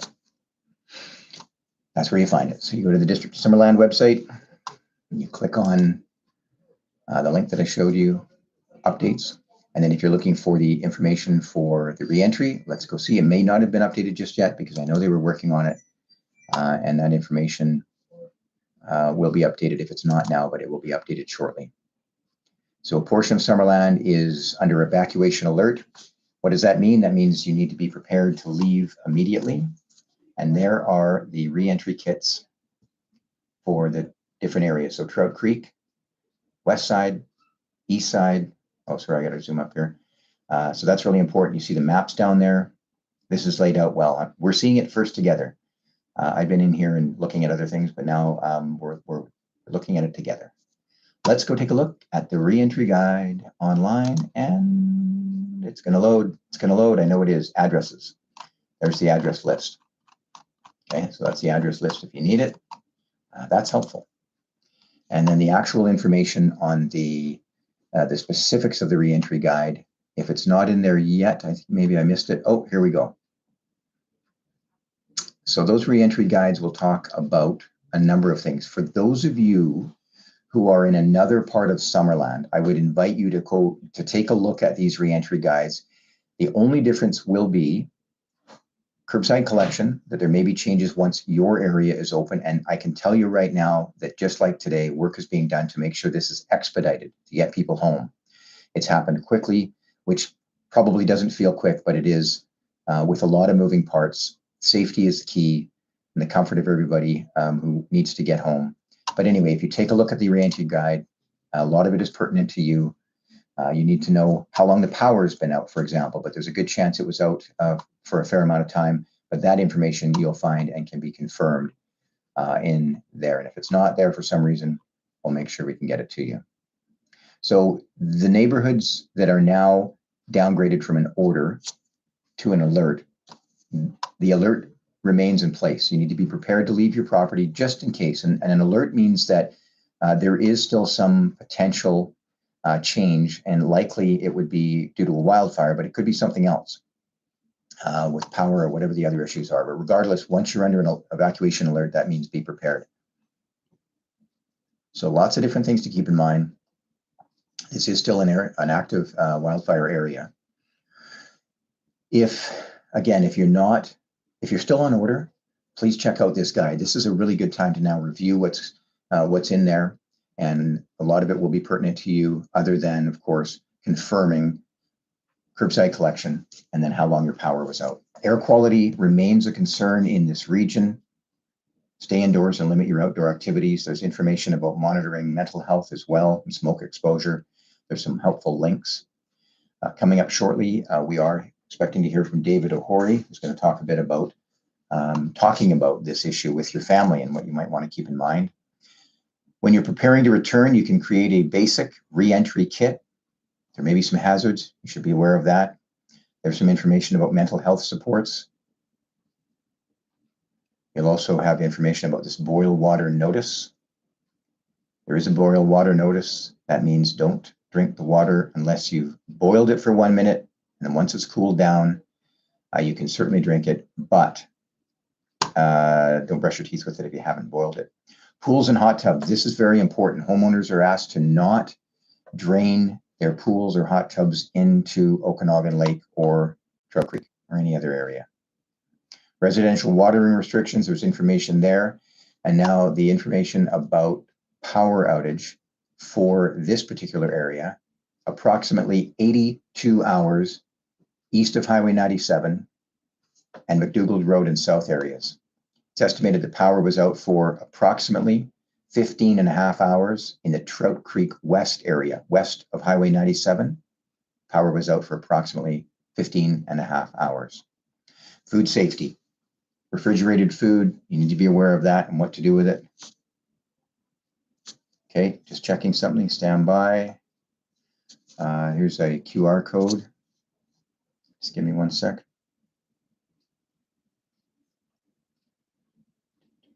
Okay. Okay, solid waste. Check your refrigerator. Give me 1 second, BC Wildfire calling.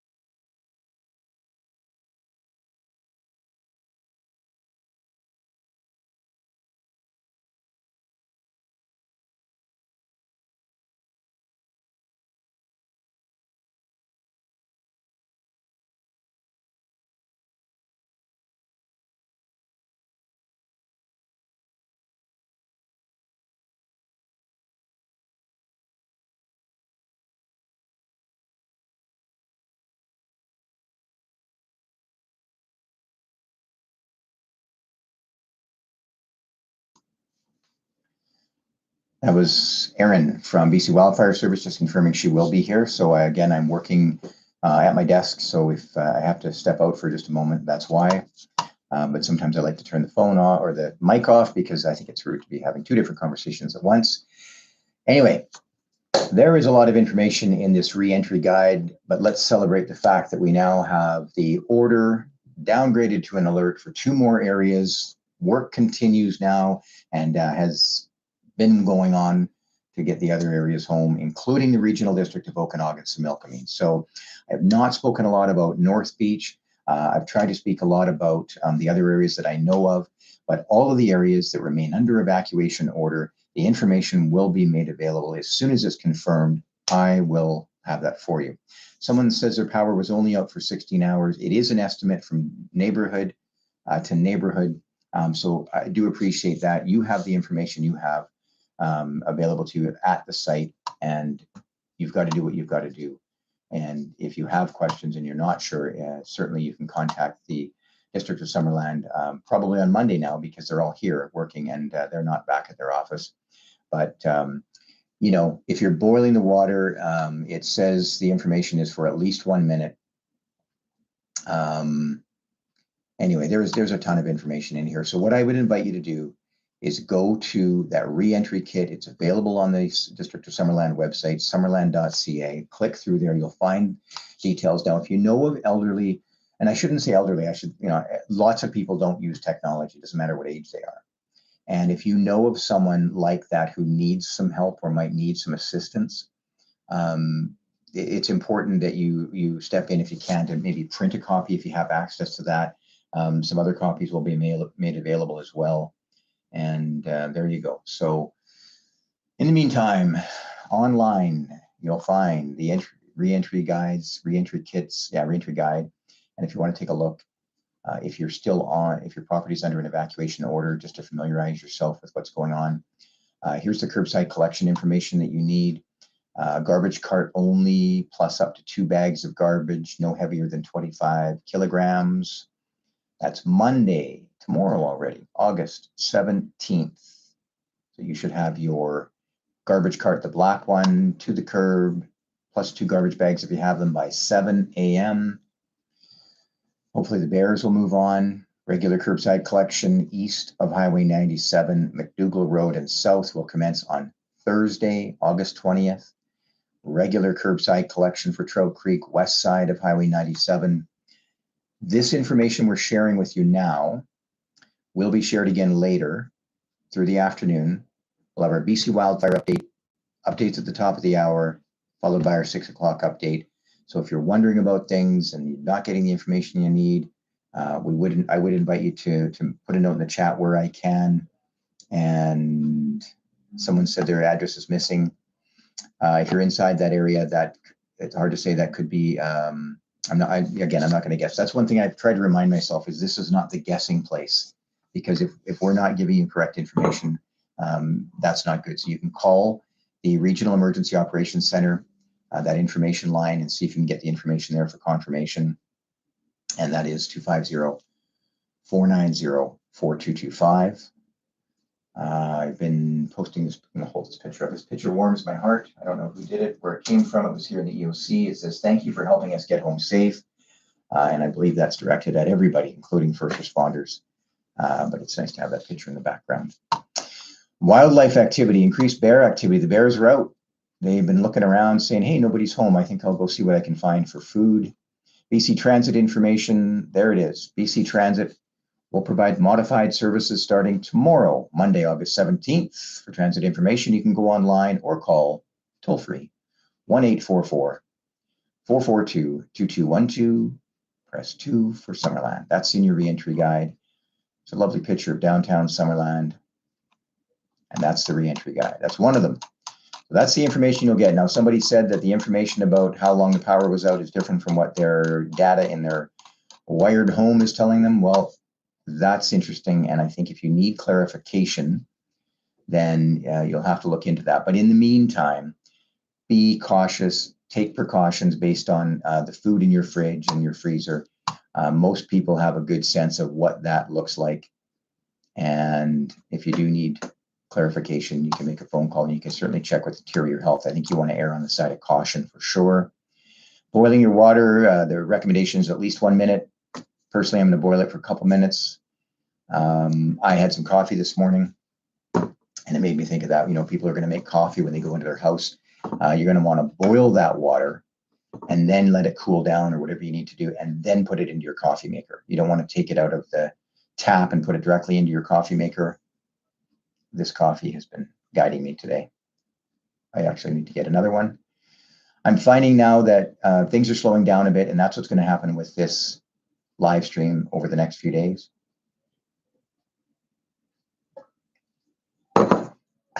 Because you're home and you don't want to watch this reality show anymore. You want to hang out with your family. But there certainly will be questions along the way, so we won't leave you hanging. I believe the plan through the week will be just to really focus on 2 o'clock and 6 o'clock for updates. I do, like a lot of people, have lots to do and want to keep you up to date. But really, as things are starting to change, we want to really focus on very focused updates and making sure that we're giving you what you need. Now, having said that, we have now just for the last while been talking about the District of Summerland and a couple of areas now that were part of the staged reentry. But there are other people in this area, including Electoral Area F, North Beach, Boulder, Meadow Valley, who are waiting to go home, and in some cases waiting to go and see what might be not a very pleasant situation. They probably already know in general terms because of some of the video that's come out through social media. And I want to take just a moment for a second, or just for a moment here to talk about that we're in a different era now with social media. We being local government. With a live stream like this, we're providing real-time updates when information is verified, helping try to clear up any misconceptions or misinformation. But when you have social media that's providing video that, unless it's AI, which I'm sure it isn't in most cases, depending on what it is, but a few videos I've seen, it's real video. When that happens, what that means now is information, it still hasn't been truthed and verified. And when I say that, I mean, you could look at the video and say, I think I know what's going on there. But that doesn't mean that local governments have to go outside of their processes and say, yeah, we'll agree with that person who recorded that private property inside of an evacuation order zone. And that's not a knock on those people by any means. What I'm saying is with that information available to people, I know that for a homeowner, they just want to know what's going on. And when they see a video, that might be the answer they need. It might provide some clarification that might be unpleasant. It might be a happy situation, but the process still has to be followed. And I know that when crews are trying to get into those areas, dangers like poles down and danger trees, that's very real. And that means that people can't be in that area safely. So when the rapid damage assessment team goes in and they can verify what the situation is with each property, that's why the phone calls have been being made. For the general public here, all of us watching, we're not going to know that information until it's public, until the people who it impacts directly have been called and in a respectful and thoughtful manner been informed with processes available for them if they need to talk to somebody. And then also working on that reentry. How can people safely go back into areas that were heavily damaged by a wildfire and see their property? I was part of the wildfire response, doing information, working in the information section with Tracy Hughes, whom you may have seen earlier in Salmon Arm. And I learned so much about, it takes you out of being an information person talking about stuff you don't know anything about, in the sense that, we don't know how people are feeling if it hasn't happened to us. I know now more about being on evacuation order. I don't know what it would be like to have my property negatively impacted. But what I do know is that we can respond with empathy, and we can respond with doing the very best to get people back into that property. And I've been using this term, people want to touch the dirt. If there's been some major damage, they want to look at things. They want to be there and be with the earth, be with the land, be with whatever's there. And everything that can be done to make that happen is being done. But it does take time. And that's not the answer some people want. Okay, that's an excellent question. And this is why I have been thrilled to monitor. Oh, I'm going to fix this here. It's on top chat. We don't want that. We want live chat. I've been happy to have the live stream here. And I don't know if you noticed, I have set a new tone here for myself. And I've got a little sticky note here. I'm going to show you what the sticky note is. My job here is to provide information. My job is to not take it personally if somebody was to comment on something or whatever. And you know what? Today has been absolutely amazing. But my job here, and the reminder for me was don't react. Happy, stable, concerned, informative. That's my job.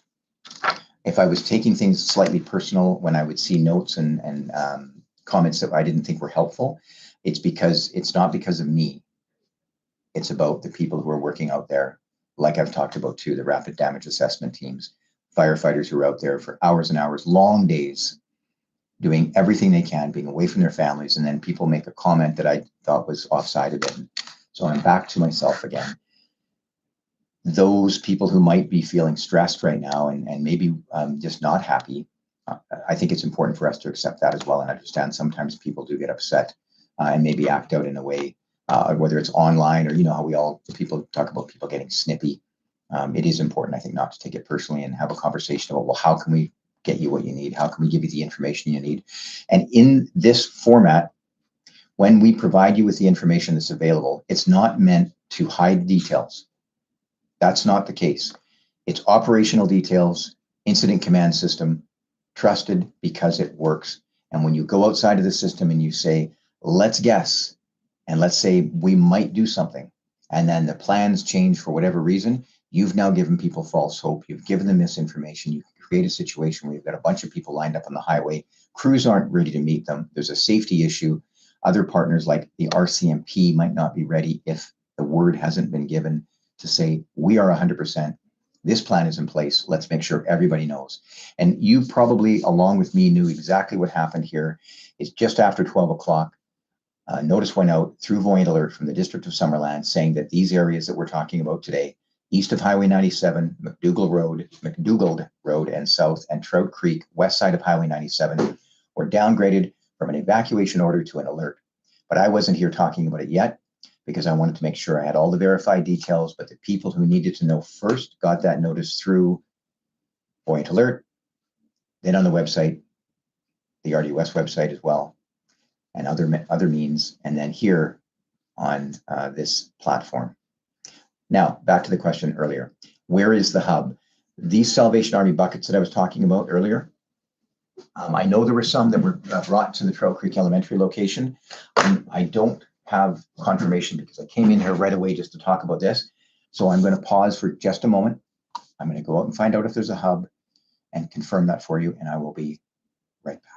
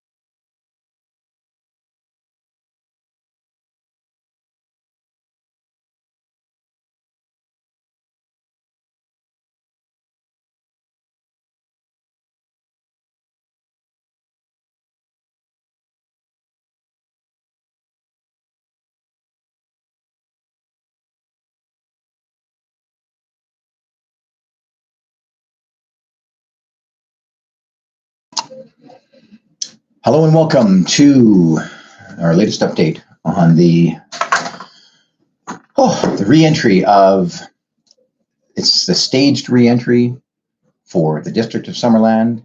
More information will come on the Regional District of Okanagan Similkameen and what that looks like. Wanted to let you know that there was a question in here about whether there will be a hub. And the hub would be something like the very first re-entry was the area furthest away from the fire. It was ready to go and cleared as soon as possible, which happened to be Trout Creek. And now, as you can see, you're moving north. There's no reason for any other reason other than it was deemed safe. So when Trout Creek opened up on the east side of the highway, which was whenever that was, it's all calling a blur, a couple days ago, there was a setup. It was a staging area and it was a test run to see how it worked. And it was set up at Trout Creek Elementary School. So all of a sudden, these buckets from Salvation Army showed up. I'm not sure where they've gone. I'm sure they'll be available, but right now, a lot of moving parts. So I can't share that information with you because I don't know. But I do know that there is no, at this moment, one central hub for these two new locations. The idea is to get people in as quickly as possible, safely as possible. Trout Creek, as you know, is a confined small area. It's a community that is geographically set up that it made sense to have something at the school. But as it turned out, not a lot of people went there. There were some counselors, and I believe the mayor was there too, in Trout Creek, just the start of this whole process. And they, along with some neighbors, had some high-vis vests on, the bright vests, and they were greeting their neighbors and friends, and others were greeting people on the way in. So some of the reentry kits were made available to them. But it is online, and in the short term right now, the priority is getting people home. If you can go online, summerland.ca, click on the links, take a look at your reentry guide. The information we heard earlier, there's information about how long the power was out. If it doesn't go hand in hand with what your technology in your home says, then what you might want to do is send an email. Go online and find out where that is. I don't have it right at my fingertips. Send an email. I think for the after action review and going forward, an after action review is done through when there is an emergency in an area, partners get together and they talk about what worked, what could we do differently, what resources did we need. And this is an interesting one, is when there's information, because Summerland has its own utility, power utility. There's an assessment made on how long the power was out, but if it's not the same as yours, there's different areas. I mean, it's complicated, but I think that information feedback would be helpful. So we do have two different areas now that have been downgraded from an evacuation order to an alert, and that is east of Highway 97 in the District of Summerland, McDougald Road and south, and Trout Creek west side of Highway 97. You will find the reentry guide online, and I have an interview with somebody at 1 o'clock. So what I'm going to do right now is I'm going to go forward and find that link and get it all set up. And then I will come back here just after 1 o'clock for the 1 o'clock update. And someone's asking for the list of addresses. The best thing I can tell you, and this is, I think, where it's so important when we're using technology, is to just click around. I mean, I can show you in a second, but I've got to go do this, so I won't at the moment. Go to the District of Summerland website, summerland.ca. You'll click on, there's a couple different big tabs there, and you'll go through, scroll down. It's not that hard to find, and you'll see the list of addresses. You just have to take a moment to do it. If you're really struggling and you just can't figure it out, give us a call. You can call the Regional Emergency Operations Center at 250-490-4225. With that, I'm going to take a short pause. I'm going to turn my camera off. I'm going to sort out what I have to do for this interview, and then I will be back just after 1 o'clock with an update. Aaron from BC Wildfire will be here just before 2 o'clock. We were anticipating a visit from David O'Hory, to talk about mental health supports and having that difficult conversation, or maybe it doesn't need to be difficult, with your family about this. But he is very busy right now, and we might have to put that off until later. But we're also going to try and get Graham Stat back in here and talk about some of these things that we've learned today, maybe just after 2. But he is literally in the planning process as they work to get many people back. And then we certainly have not and won't forget about people in the other areas, the electoral area F, folks in the regional district electoral area H is under an evacuation alert. So lots of information, lots to talk about. We'll continue on shortly. And thanks again for everybody just keeping it real here in the chat section. The live chat's been going really well. That feedback loop, real-time feedback is amazing and so useful. And I really appreciate it a lot. So we'll talk soon.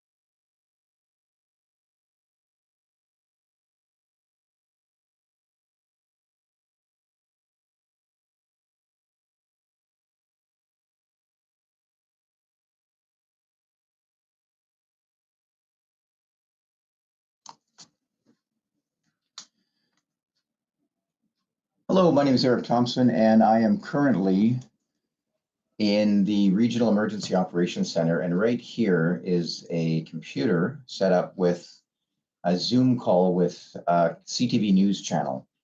So they've asked me to give a quick update on what's going on here. Normally, sometimes I keep this on, but it is a bit challenging to do both. You won't be able to hear the questions that are asked, but if I leave it on, you can hear my answers. So I don't know if would you prefer I just turn this off, or do you want me to leave this on so you can hear what I have to say? Totally up to you if you're watching right now. I don't want to confuse people, but what I can tell you is that when a request comes in from a media outlet like this, I do like to try to share what we can, let people know what's happening. But our priority right now here at the Regional Emergency Operations Center is to make sure that you have the information you need, because obviously this is a very local concern. So 2 new areas have now gone, the status has changed from an evacuation order to an evacuation alert. The details are available on the Summerland website, summerland.ca. And the focus for the rest of the day now is to continue this and make sure that other areas, including electoral area F, as many people can go home as possible over the next while with a staged re-entry. So any new information will be posted on the RDOS website, rdos.bc.ca, and the information will also be sent out through Voyant Alert. So anybody whose property is impacted directly, you'll get the notice through Voyant Alert. So right now I'm just going to stand by and get ready for this interview. So the live chat has stopped. Rapid assessments, rapid damage assessments done. I'm going to turn this off for just a moment. Stand by.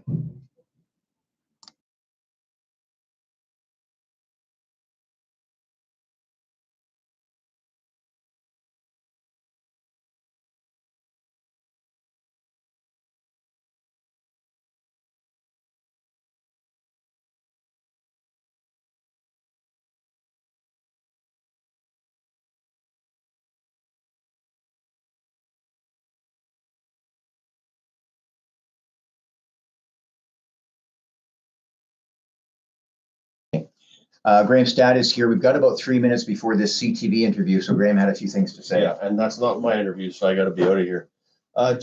We've launched this next area for reentry.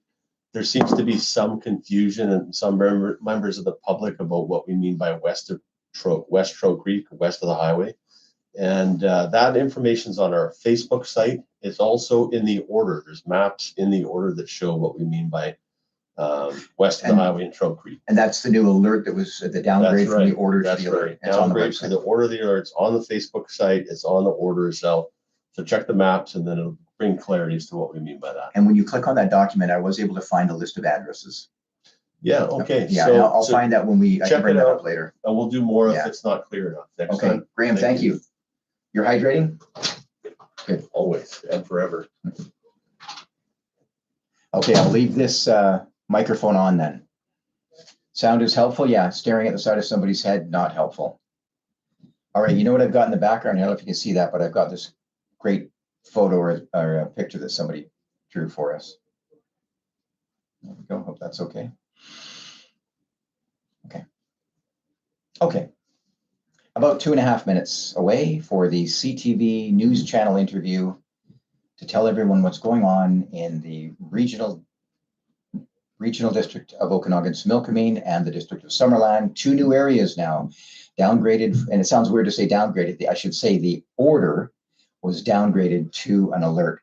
And I know for a lot of people that is welcome news. So for those of you who are heading home, again, I'm getting chills here. I feel so good for you. Probably know half of the people there.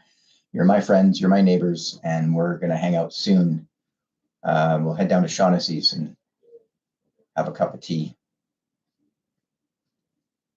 Stand by. So again, I've got a laptop here doing an interview through Zoom.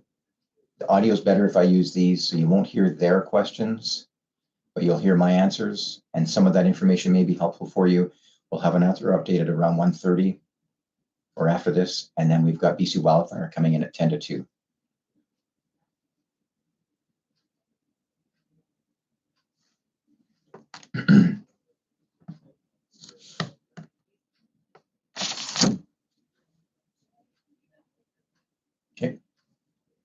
We're about a minute away. Stand by.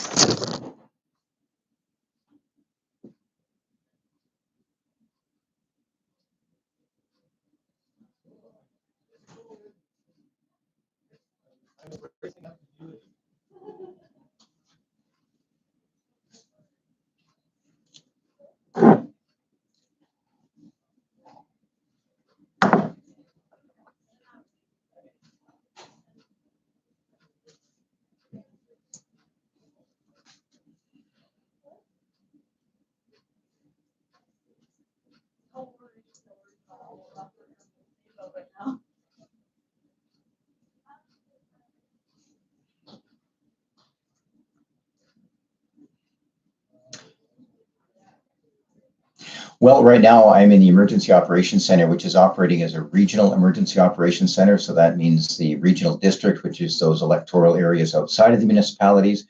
We're also working with the District of Summerland. So right now, this staged reentry is underway, and that means there's approximately 800 properties that are now, those properties that were on an order are now, it's downgraded to an alert. That means people have to remain prepared to leave in case conditions change, but they can go home. And that also impacts the highway. It means that people can use that highway as they need to, but they do have to respect the access points and not go into areas under an order. So earlier, a few days ago, Trout Creek, which is a small area on the east side of Highway 97 up against the lake, that was the first area to be able to go in, the furthest away from the wildfire. But what's been really interesting here is the process of getting people back into their homes.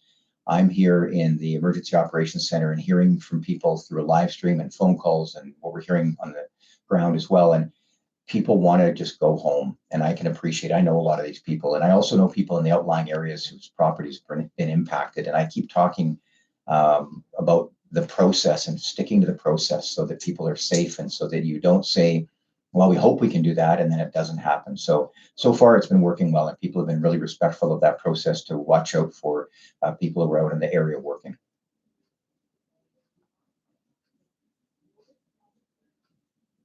Well, boil water notice is underway. That means you should boil the water for at least a minute, 2 minutes if you want.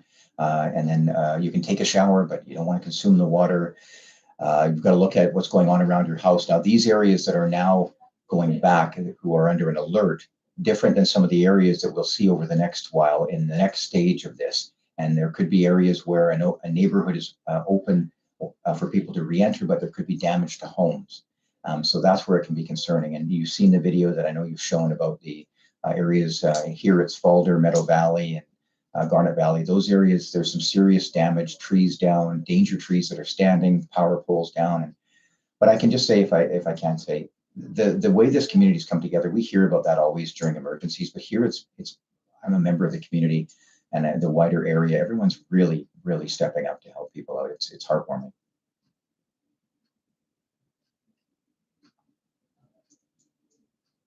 If an area is under an evacuation alert, that means conditions can change. And this wildfire, as you know, is big, and winds can change at any time. Right now, there's a new area that there's an evacuation alert in place. It's electoral area H, so it would just be just northwest of Summerland. And it's always a concern with wind. You never know what it's going to do. So I've been reminding people. I learned firsthand when my property was put on evacuation order.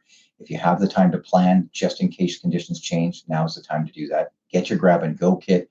Make sure you have a plan for your family and your pets. Thank you.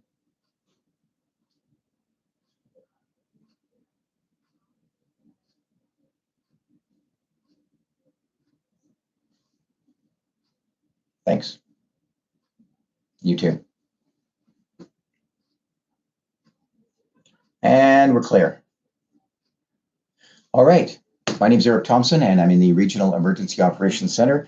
And that was a short interview to talk about what's happening right now in this region. The District of Summerland, you've probably heard, sorry for that noise there, that the evacuation order has been partially downgraded for these areas.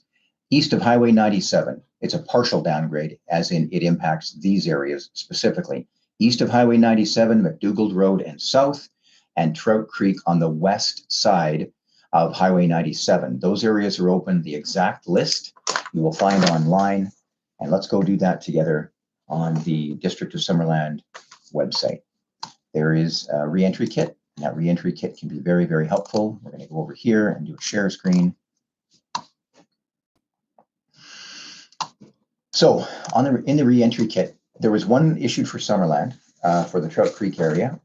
A lot of the information is the same, but the differences will be you'll find some information about your curbside collection, and then you'll find a complete list of addresses. So I'm going to go find that for you right now. And while I do that, I'll remind you that I'm going to summerland.ca. We had hoped to hear from David O'Horry, but he is busy, I believe, and that's okay. We'll catch up to him later. If you need mental health supports, we can talk later about what that means. Let's do a share screen, everybody, so we can see what we can find out. All right, so I'm on the District of Summerland website, and you'll see there are a couple of tabs. One is for the Bald Range wildfire updates, and the other is for re-entry. So let's click on the green tab for re-entry. Green is, of course, a good sign. Now, there's a lot of information here, but right now I'm going to click on this one. For further information on re-entry, click here. So I'm going to do that basis. Now, a portion of Summerland is under an evacuation alert. As you heard just a few moments ago, that means you do have to be prepared if conditions change. Now, when we go down to these links here, there is a list of addresses. So a couple of ways you can find out is look at the map that is right there. You can also go to that interactive map that is on the Regional Emergency Operations Center webpage, rdos.bc.ca. And I don't need those headphones anymore. And that map is updated, and I haven't checked it lately, but you can click on there and you can see exactly which areas are impacted by the orders and the alerts. And that'll give you an idea of whether your property is under an evacuation alert or order. Let's click on this one here, east of Highway 97, McDougald Road and south. And what we'll find is right there is a list of addresses. Switchback, Sully, Sumac, Vanderburg, Whitfield. All right, big list of addresses. Peach Orchard, everybody's going home in those areas. Shaughnessy, Peach Orchard, Logie, Maine, Latimer, Lakeshore, Lipset, Matsu Drive, Lakeshore Drive North, Lakeshore Drive South. What a beautiful area. Hagen Avenue, Jones Flat Road, Faircrest Street, shout out to Cuthbert Road, Fosbury Road or Fosbury, Hoofbeat, always loved that name. You're living on Hoofbeat Street. How are things going there? Better now because you're going home. Charles Avenue, Beaver Street, very Canadian. Bristow. If you tell somebody and you are visiting somewhere and they say, where do you live? And you can say, well, I live on Beaver Street. What's your town called? Summerland. Of course it is. What country? Canada. Have fun. Beavers, and this is great. You must be a big hit at parties when you're in America. I live on Beaver Street in Summerland in Canada. That's so wonderful. That's the re-entry list, the address list for McDougald Road and south. Now we'll go back and we'll find the other area, Trout Creek on the west side of Highway 97. And if I'm not mistaken, that includes Summerland, Heritage, Cider, our Coffee Friends, Backyard Beans, Willow Avenue, Tate, Pine, Gartrell. That family's been here for a long time. Joy Avenue, Johnson Street, Dunn. There you go. Those are the address lists. Those are the addresses now that we have for the staged re-entry. And of course, a lot of people will be saying, good for you. When can I go home? As soon as the information is confirmed, it'll be just like this process. The access points have to be changed. The area continues out. Graham City wants to get more people faster, as long as it's safe. That's what we have for information right now. I'm going to take a short break and invite you to go to the District of Summerland website to find the information that you need. I think what I'll do is just quickly link here to the Emergency Operations Center website and take a look and see if that map has been updated. I want to mention right now that the Emergency Operations Center here, we've got different sections. So the information section has been doing a lot of work along with Summerland, all integrated to update. And we're updating information for the districts of Summerland, followed by more information for the regional district of Okanagan, Similkameen for Area F. That work continues tirelessly behind the scenes, but they managed to pull this all together real quick, and they'll be already, as they were previously, working on the other areas and making sure that information is available to you. So shout out to them. That's all the other people too, planning and operations, logistics, the policy group.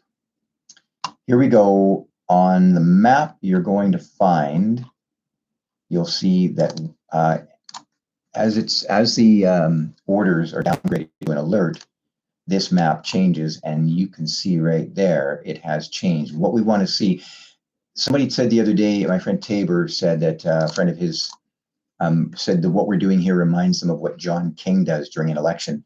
We're just not at that level yet. We don't have that kind of budget where we can have a big screen and you push buttons. I mean, can you imagine if we had that?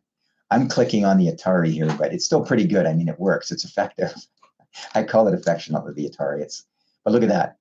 John King would be able to bring up neighborhoods and see what cars are parked there. He's got so much technology. Anyway, this is great. I'm really, really happy for my neighbors in this community whose properties are now not under an order, but under an evacuation alert. But what that means, though, is an alert means you still need to be prepared to go. It's an opportunity to prepare your family as well and make sure you have everybody taken care of. Your needs are prepared for your family, but also your pets. I'll leave it there. I'm going to come back shortly. We'll be back just before 2 o'clock. Looks like about 1:45, so 15 minutes before 2 o'clock here on Sunday, August 16th. We'll have our BC wildfire update, more on the re-entry plans and how that's going, and we'll answer some of your questions. And then 6 o'clock, our big reset with Graham and hopefully Deborah as well. And then we look forward to what's happening on Monday. But let's get through this day together with no stress, hopefully. Stand by.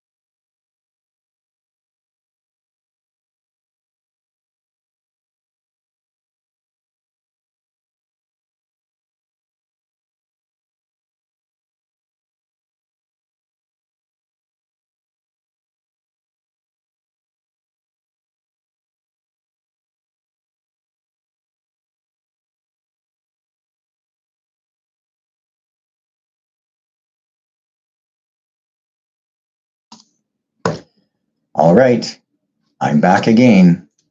I know that when the RCMP come in here, that means we need to pay attention. They're being very nice, but they shared with us right now, the officer who's here, that the evacuation order that has been reduced or downgraded to an alert for the area here on the west side of Highway 97 in Trout Creek is only for a portion of that area. And as we zoom in a little bit further, you can see, I was just talking about Summerland Heritage Cider, for example, and that's where this can go sideways very quickly if we don't look at the very specific details. So I may have misspoke, and I do apologize if that was the case. I'm looking a little closer now because the alert said west side, but as you know, if you know the area, the specifics mean you can't go all the way. So I think what's happening is there's some concern and people are getting a little upset maybe that they can't get into this area here in the red. So that's important. If you know of someone who's trying to get into the region, who is still on order, please give them a call. They're likely not watching this. Please let them know. This is important information. Just trying to think who I can call, but I can't. It's Sunday for media. The evacuation order that's in place right now for the District of Summerland that has been downgraded to an alert, as you see from this map, is only for a portion of the west side of Highway 97. So that could cause some confusion. And for that, we apologize because that's not what we want. The specifics are in there. And that's, again, why this can be so tricky. When you're releasing certain areas, you have to do it in a methodical way. You have to keep in mind that there will be some people who will not be home because the property is still under an order. There's lots of reasons why, and I really can't get into that. But this is the process. These are the areas that are open now. And there's going to be people that won't be happy, thought they were going home. And I do apologize if that's caused you any confusion, but that's the area that's still under an evacuation order. Fast moving situation, lots of information. The map I'm looking at right now, if you go to the RDOS website, there's a link in there. You can also go directly to emergency.rdos.bc.ca. I'm going to put that in the link in the chat. Now, the reason we don't always give out that exact address is because that we're morphing into one website, trying to improve the website and incorporate the Emergency Operations Center website into the RDOS website. So giving that address out might confuse people, but regardless, there's just so much information moving around.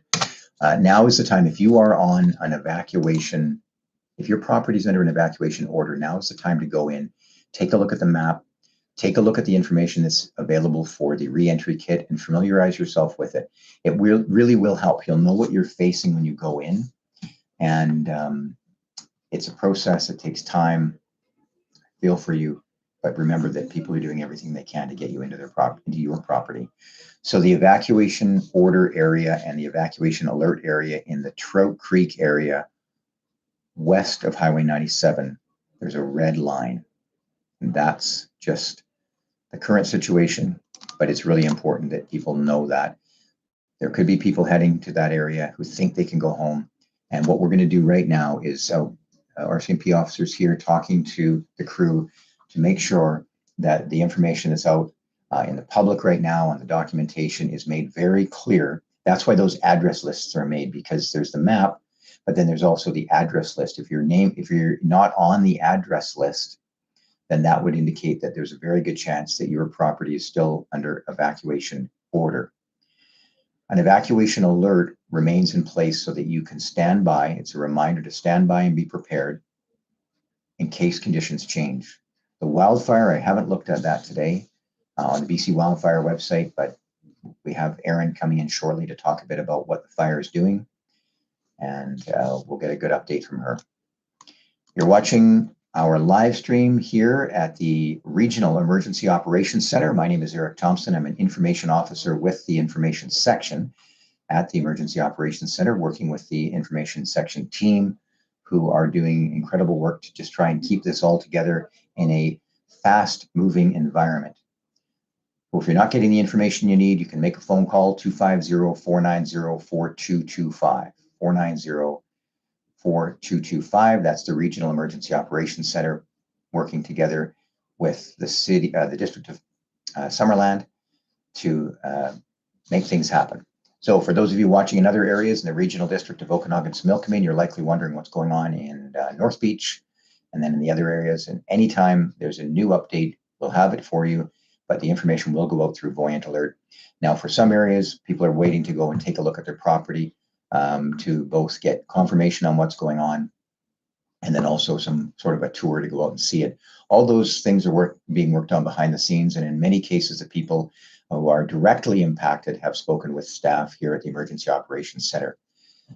Plans are moving forward to get people home as quickly as possible. I'm going to take a short break, and I will be back shortly with BC Wildfire Service and an update on the Bald Range wildfire. Stand by.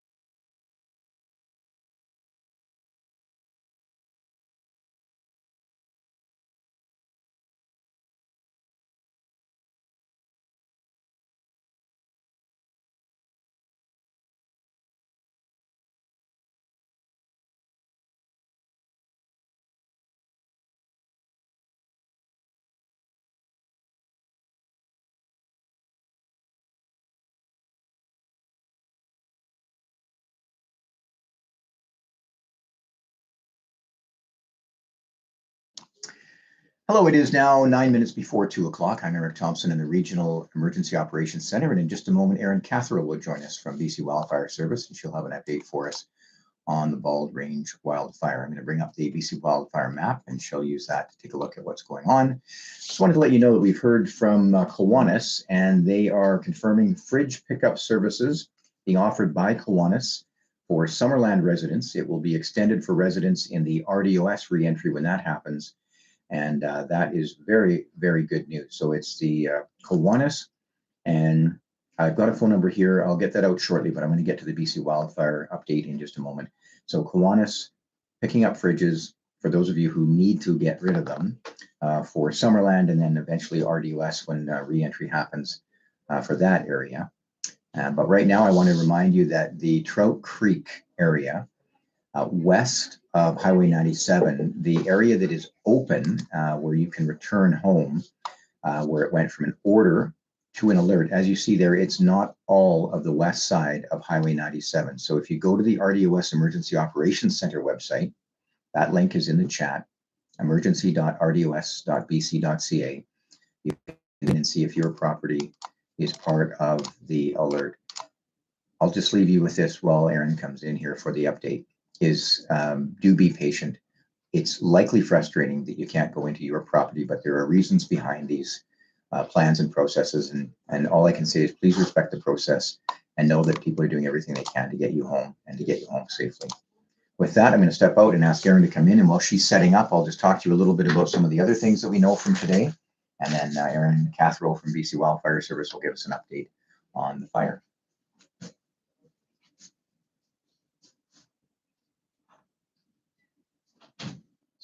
Sorry. So while Erin gets set up, I can let you know that there have been a few changes today. First of all, the evacuation order is going to an alert, and planning continues for all of the other areas, and notifications went out today. There is a boil water notice for the areas that are now back home, and that means you need to boil your water for at least a minute. Once it cools down, you can then use it. You can take a shower. You don't have to obviously boil that water, but just don't consume the water.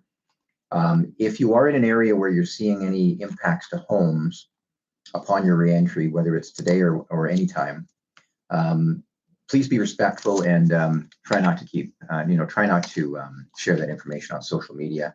Temporary access permits, if you don't need one, if it's not vital right now, the process is working, but there are hundreds and hundreds of requests.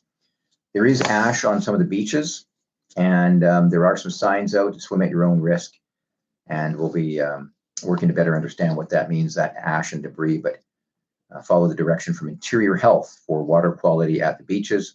And I'll leave you this while I hand it over to Erin. If you're looking for mental health supports, available 24/7, free and confidential, 310-6789. That's 310-6789, and no area code is needed. With that, I'm just going to step out for 1 minute and leave you with Erin Catherall. Hi, everyone. Before we begin, I just wanted to do a quick overview of navigating our website. Just if there are those of you that are joining for the first time for this update, and just want to make sure that everyone's getting the most up-to-date information. So on the main page here, you're going to go to current wildfire situation.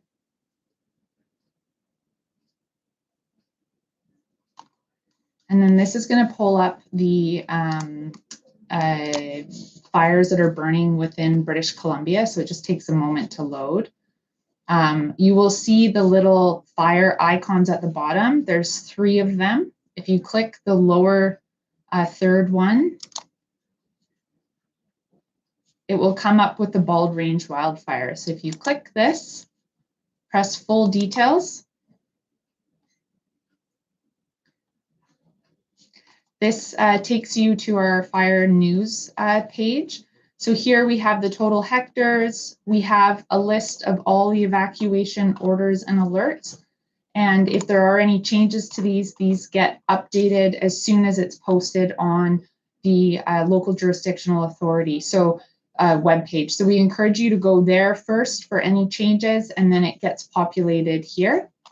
And then, the the response button. If you click this, this will take you to what we update each morning and night, and if there's any significant changes throughout the day. So encourage you to check here, and then you have the map with overlays of evacuation orders and alerts. So just to be mindful that the response button needs to be clicked in order to get the daily updates. So, okay. So I hope everyone's doing okay today. I'm just going to give an overview of the Bald Range wildfire as of today. So we are currently sitting at 21,145 hectares in size. Today we have 246 firefighters on site. They're working 24/7, so we have both a day and night shift. We have 180 structure protection personnel with apparatuses, again, working 24 hours, split between day and night. We have 13 helicopters, 62 pieces of heavy equipment, and an incident command team, which is currently positioned out of the Summerland Arena. In terms of updates for this fire, last night we did have crews working in the Shingle Creek Road area along the southern flank. Firefighters attempted to do hand ignitions under the favorable wind conditions. However, the higher relative humidity meant that fuels did not ignite as intended. So crews instead conducted reconnaissance of the area. There wasn't any significant fire activity observed near the community interface for the southern flank. The northwestern portion of the fire, so this is along the western flank, crews successfully conducted hand ignitions to remove unburnt fuel between the established control lines and the fire perimeter. Drone scanning was complete in the northern portions of the fire as well to identify hotspots. Structure protection personnel continued to work throughout the night. In terms of this morning's update, crews are making really good progress on this wildfire. They are continuing to hold the fire behind the control lines in the northern, eastern, and southern flanks. So those three flanks are looking very good. The northwestern section of the fire is the area that we're still continuing to see an increase in fire behavior. So that area is the Princeton Summerland Road corridor, so the valley in which the Princeton Summerland Road resides. We did see approximately 1 to 2 kilometers of growth yesterday in this area, and this was primarily cross slope and uphill. We are expecting similar growth today based on the weather conditions. We do have a number of resources that have been allocated to this area of the fire. Heavy equipment continuing to work on establishing control lines up in that area as well, and conducting indirect attack by reinforcing some of those control lines. If weather conditions allow, we will conduct hand ignitions, so removing some of that unburnt fuel between those control lines and the fire perimeter to prevent the fire from reaching those control lines. So that is one tactic that we're hoping to do today if the wind conditions are favorable. We continue to have danger tree experts in and around the entire fire area, removing hazardous trees from roadways through the community to ensure safety. In terms of the weather forecast for today, so winds are expected to be variable. They're changing multiple times based on our update this morning. We had an inversion over the Summerland area this morning, similar to yesterday, but it has now lifted. So the smoke is still there, but it's dissipated more in comparison to earlier this morning.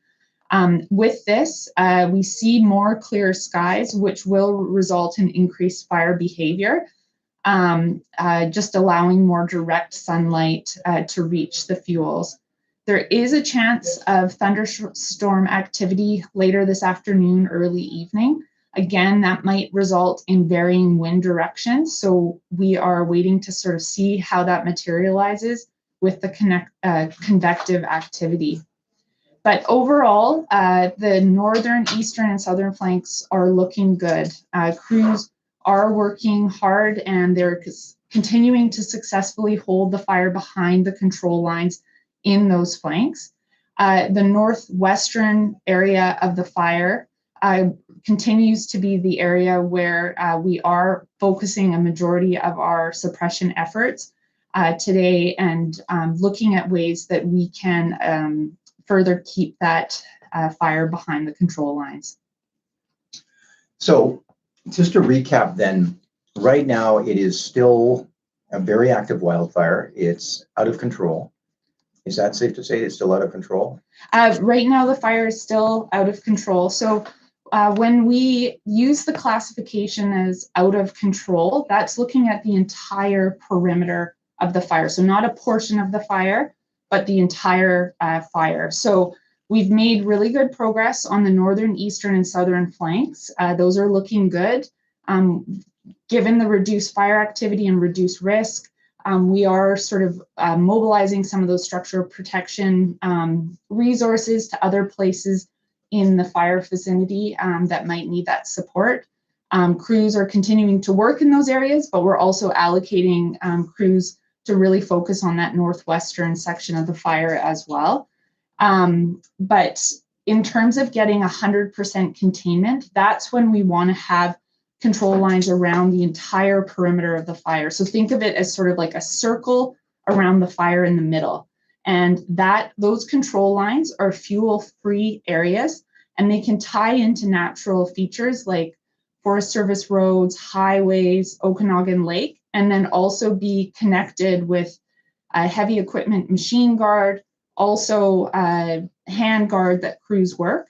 And one tactic that is dependent on favorable weather conditions is sometimes crews will do hand ignitions. We've talked about that being something that they are hoping to do up in the northwestern flank if the winds allow, to remove some of that unburnt fuel between those control lines and the fire edge. So that creates a greater distance of non-existent fuels, so that when the fire does reach that, there's nothing for it to burn. Okay.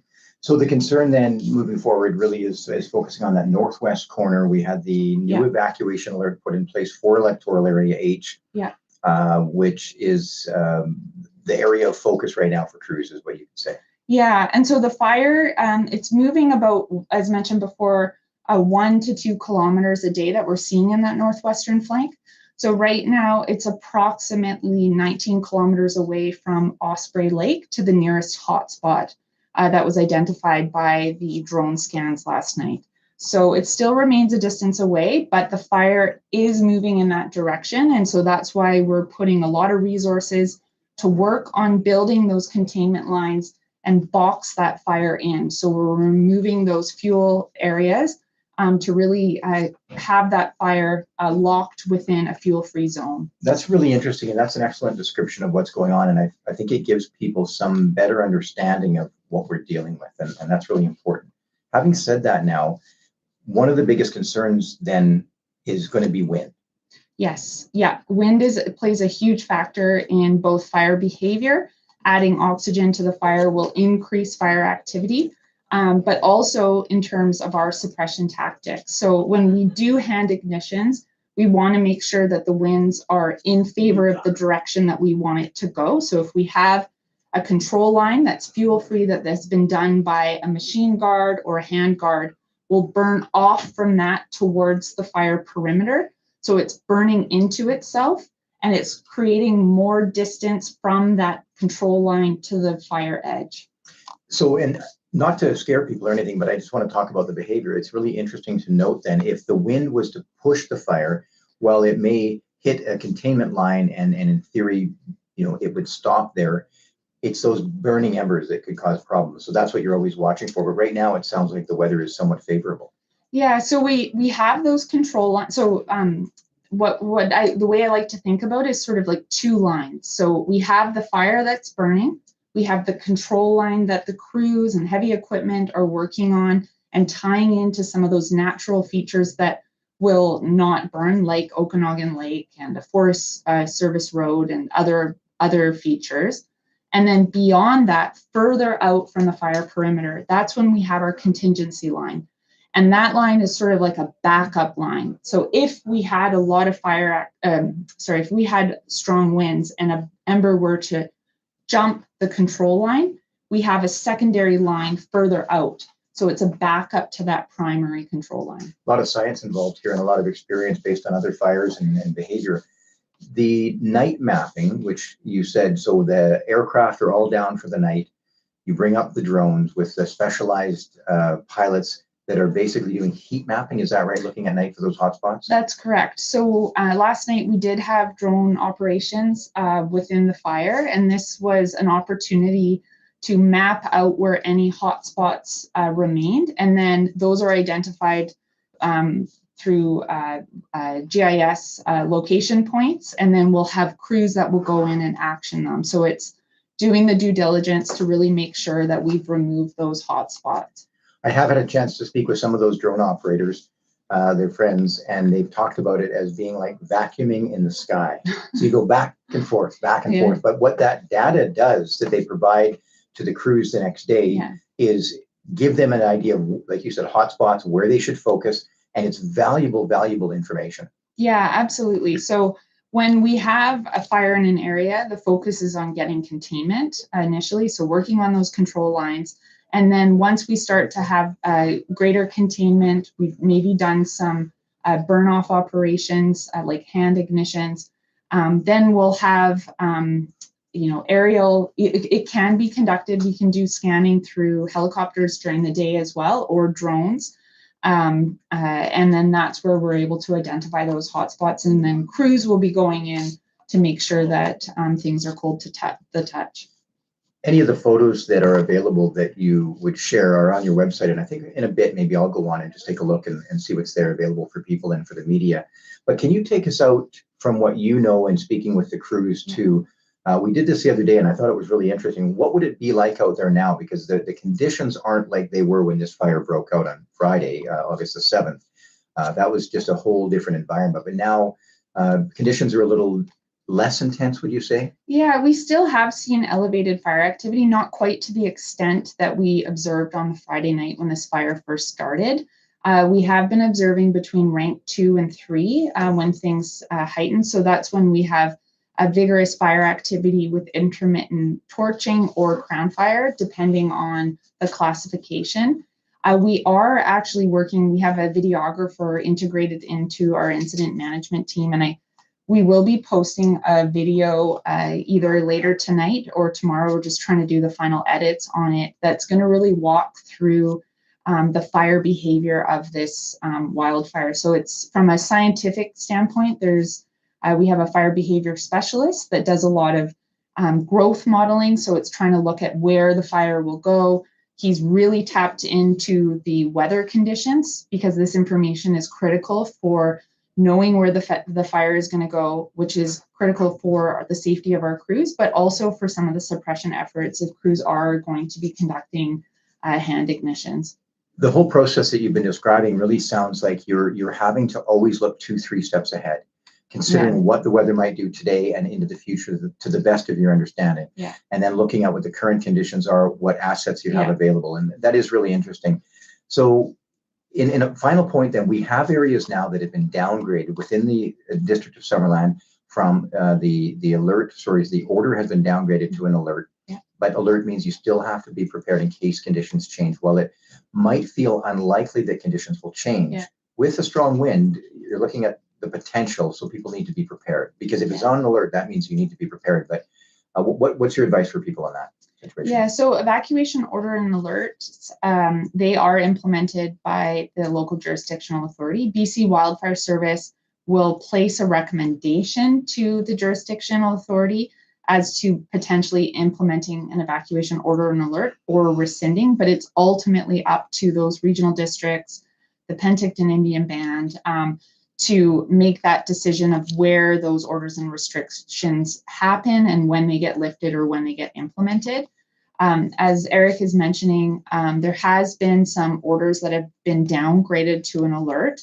But given that they're still on alert, and honestly, just in general, for being in this part of the province when we're seeing such extreme drought conditions happening right now, we are really encouraging people to still, take a couple minutes to look at the FireSmart BC website, get some tips on what you can do to protect your home. We're still in the middle of August. We do have hot weather ahead of us still, so we just want to be extra vigilant in making sure that we're doing those measures to protect our homes and properties. So that could be as small as mowing your lawn, clearing out the gutters, removing wood piles from the side of your house, and any sort of debris that if a fire were to move, you've removed some of those combustibles that could potentially ignite. Okay, and was it, excuse me, 12 or 14 millimeters of rain since June in this region? It's been 12 millimeters of rain from the weather station that we have for this area. Since August, we've received nothing. So we are in record drought conditions right now. So things are incredibly dry, and we really cannot afford for any fire starts to happen. And we want to get this fire under control as soon as possible. Erin, thank you very much for your time. Is there anything you wanted to add before you leave? No, I think that's it. I'll come back again tomorrow to give the update for 2. Just really happy to be here. I know folks are really eager to get home, and I can assure you that we are trying everything in our power to make that happen.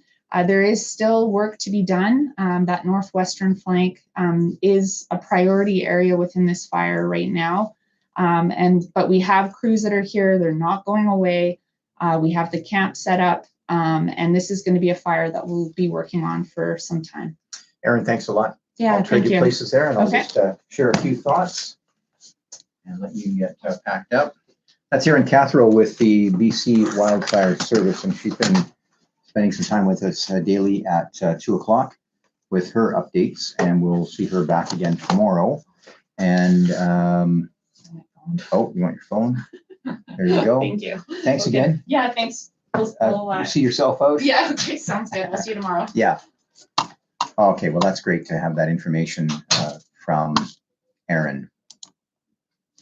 Right now, a couple of quick points for you. The evacuation order for a few different areas in this region here in the District of Summerland, those orders have been downgraded to alerts. And I'm going to go right now onto the interactive map. If you live in this area, and you've heard about the change now from an order to alert, it's really important to know information shared focused on the one part of it was the west side of Highway 97 for Trout Creek. And it's not all of Trout Creek on the west side of Highway 97. You go to the website here, emergency.rdos.bc.ca. You can zoom in on the map, and we've asked next if we can put that information on the District of Summerland website so you can find it. But anyway, you zoom in like this, and there you'll see the geographic area. So it's a big red line. I don't have the details of why that is, but I'm sure there is a very good reason for it. I appreciate people will be frustrated. But again, if we could just please just follow that process. These areas that are under order because there is still the potential that things could change, and an alert means be prepared. Get prepared now. Do what you can around your home. Make sure you have a plan for your pets and your family. I say pets first. I mean your family obviously is everybody. So whatever that looks like for you, just have an idea. I think it's not good to become complacent. If you're under an order, that's one thing. You should have to leave the area. But an alert, it means you still have to be prepared. Okay, I'm going to. Just getting email and text, and I want to talk to you for a moment before I take a break and get prepared for our 3 o'clock update. I want to talk a little bit about the re-entry kit. Sorry, a lot of information flowing here. The re-entry kit is available online. Now, when the first area went through Trout Creek, there was a bit of a test to see what that might look like. So there was an opportunity for people to go to the school, Trout Creek Elementary. A few of the copies were printed out, but most people didn't go there. They just wanted to go home. There were people there to greet them. But now with this latest wave, we've got some 800 properties.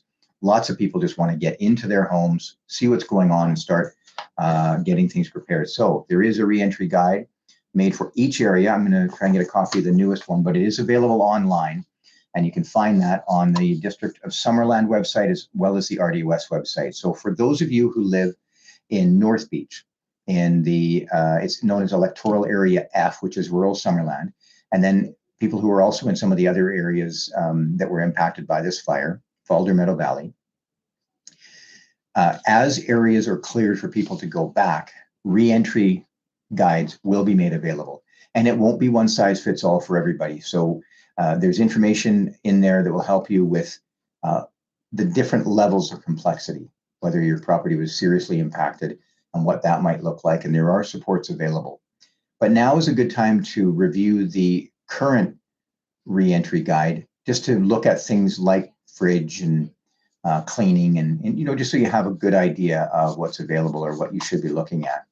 I'm going to right now go to the District of Summerland website and see, take a look at that re-entry guide. So each version changes slightly because more information is learned. We find out what people might be needing, what was possibly missed, and what additional information can be added. But for those of you who are now in this area where the order has been downgraded to an alert, a full list of addresses, if there's any confusion and you can't find the map, go and check out the full list of addresses, because that'll really help you. And you see there's the address list, and it's a complete list of addresses. Now, for those of you who are waiting to go back to your home, we're back in this situation where we just want people to be patient. Please respect the process and understand that everything is being done to do this in an orderly fashion. And I'll just leave it at that. I understand your frustration. I can only imagine, you know, for people who've been waiting and waiting and waiting. Could you please get a map or list of the neighborhoods in the order today? Okay, we're doing that right now. So if you look online, I'm on the Summerland website. Let's start again just for you. So if you're watching, you can click along with me if you're able to on a second screen, or just watch here. Okay, while I'm doing that, I want to mention the Drive BC. So the Highway 97 is now, that portion that was closed now opens a bit more because we've got these new areas open. But where there are areas that are not open, it's important that you respect those access points. There will be security, there will be RCMP, and because we've got a lot of moving parts in this with traffic on the highway and with people coming and going now, if you could just slow down a bit, that would be really helpful. We certainly don't want to have anything happen on the highway.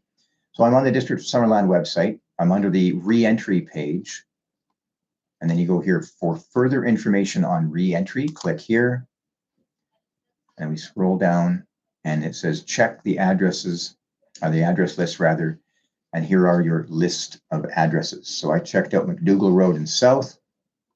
Let's go to the west side of Highway 97, which is not the entire west side. It's a portion of the west side, and that's really, really important. That's your address list for the west side, the portion of Trout Creek that is now under an evacuation alert. Johnson, Joy, Juniper, Fir, Gartrell, Morgan, Tate, and Willow. There you go. I'm going to take a very short break and ask you to, if you're online, go and look at some of the websites and familiarize yourself with them. BC Wildfire, Drive BC, Summerland.ca, RDOS.bc.ca, and that interactive map. You'll find information there that you need. And again, if you're out of your home right now, there are supports available through emergency support services. You can also, Erin's taller than I got to turn that down. There's also the re-entry kit, which you can start to familiarize yourself. It can be really challenging with things like fridges and that type of thing. So we'll take a short break and we'll continue in just a few moments. Definitely be back for the 3 o'clock update, but if anything changes, I'll come back.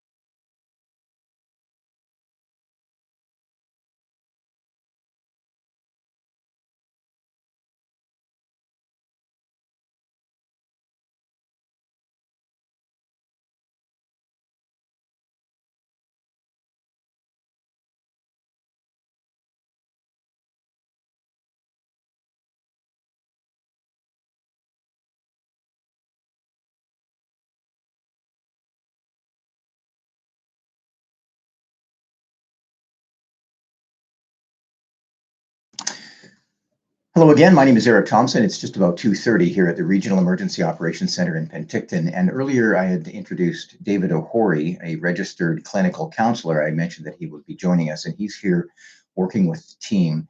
And he's now available to speak with us. So I'll bring him in just a moment. And the reason I wanted to speak with David is because I know his background as a clinical counselor. And I know that for some people, this can be a tough time. For all of us, everyone who's around a major incident like a wildfire. And what does that mean when you're talking to your family, especially young people? What does it mean for you?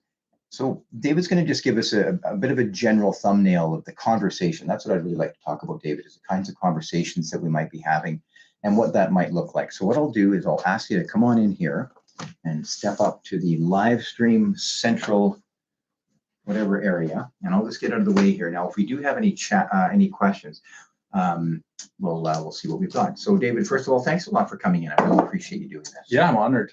Thank you. In your work, when it comes to an emergency like this, why don't we start with young people? What are the types of questions that a young person might have about a major wildfire, especially if their family's been impacted, if they've had to be out of their home? For young people, I mean, I'm thinking of children, probably 12 and under. They are going to be looking for cues from their immediate caregivers. I mean, that's going to be the biggest thing. If you're able to be calm and have a calm presence, it's way more important than being able to answer questions. Things like, when are we going to be back home? It's okay to say, I don't know, and it's going to be okay because we're safe right now. You know what? I just want to jump in. What I'm hearing right there is it's communication. There's a communication strategy when you're dealing with a certain issue. But with something like this, it's a human connection to not try to say too much. Is that right? Yeah, I think sometimes as parents, we want to maybe overpromise. But honestly, they don't need to have their answers to all their questions be firm and understandable. They just need to see that you've got this. Yeah. As a parent, and maybe you don't feel as though you have it, and that's okay. That's a pretty normal response. But you've got them. Is absolutely key. Also, I think sometimes as parents, we want to protect our children from information, from devastation, and kids can pick up on that. So I think trying to determine what level of appropriate information we want to give our kids is key. We don't need to withhold everything. I think kids in some ways can handle more than we think they can, as long as we're connected with them and they know that we've got them. David O'Hory is joining us now to talk a bit more about dealing with this type of issue, a major wildfire. I'm seeing some questions come in. People are asking for the full screen with that, but people are asking some questions about the return to home. So what I'll do is, just while we're talking to David, we've only got him for a few more moments. I'll remind you that when you go to the reentry kit, if you scroll through there, it may be difficult to find, but there is information there about how long your power was out. If you can't find that information, please call the Regional Emergency Operations Center at 250-490-4225, 490-4225, and we'll try and get that information for you. We did hear from someone earlier who said that the information in the guide didn't match what the technology at their house told them. So you're going to have to use your due diligence and use your best judgment on food and err on the side of caution. So call that number, and then if you have any questions for David, if we can help you out. But it's just a quick conversation to touch base. And I think, David, what I'm hearing from you is being there and being present with your young person and your family, or any young people you're talking to that you're in, that are family members or whatever, and not trying to solve all the problems. I heard somebody say, for example, my family was on evacuation order, and somebody said, well, just tell them we're going on a camping trip or we're doing something fun. And I said, no, I told them what we're doing, but I was very clear. And I think what you just said to me is important, not just for young people, but for anyone in our lives. And we're trying to do it here on this live stream, is just being calm and being confident that you've got it. And even if you don't. So Can I ask you an inside baseball question here? As they say, this live stream, I've heard, this is why I wanted to bring you in. I've heard over and over again from people that being able to get the information they need, whether it's from here or another source, gives them a sense of calm. How important is it for people to feel like they have an understanding and therefore maybe a bit of control in a situation that feels uncontrollable? How important is that for people's mental health? Well, I would say a sense of helplessness is probably the most detrimental factor when it comes to an adverse event. I wouldn't call this event traumatic unless a trauma response is what is going on for the person.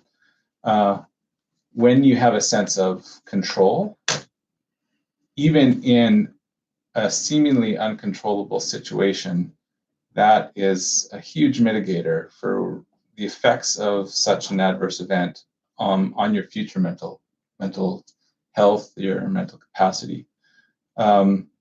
So I think the live stream could be great, but it could also be detrimental depending on how you approach it.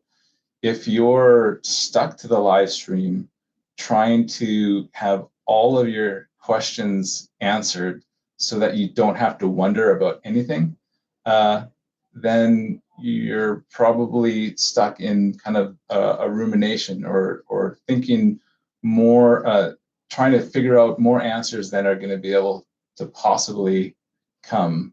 But if you're here because it's nice to know the latest information, then yeah, it can definitely be helpful. We hear about what people call doom scrolling. So you might be on social media and you're looking at whatever that may be. This is not intended to be that by any means. And I've asked people in the comments to really think of that, and people have been excellent. They've really been they've been very thoughtful. But in general, a lack of information or a lack of preparedness can lead to stress for people. So the idea that if you have a plan so that if things do change and you do find your family under an evacuation order and you have to leave the area, how important is it to have that conversation in advance?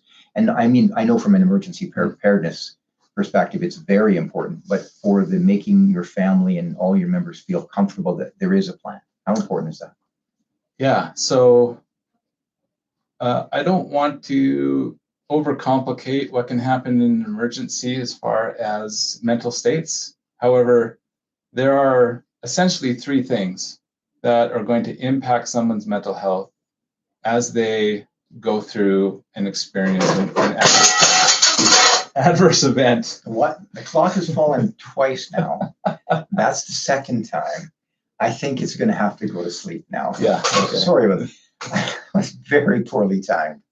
So three things. Essentially, the state of safety and calm and preparedness before a situation, the severity of the situation itself, and how safe and secure and supported you feel after you've been through that situation. And so preparedness is actually a pretty key thing. Something that I have experience with in first responder training is you practice and you practice and you practice until it becomes automatic how you respond in an emergency situation. And that feels extremely, it gives you a sense of control, even in uncontrollable situations. It gives you agency because you know what to do and you're doing what you can.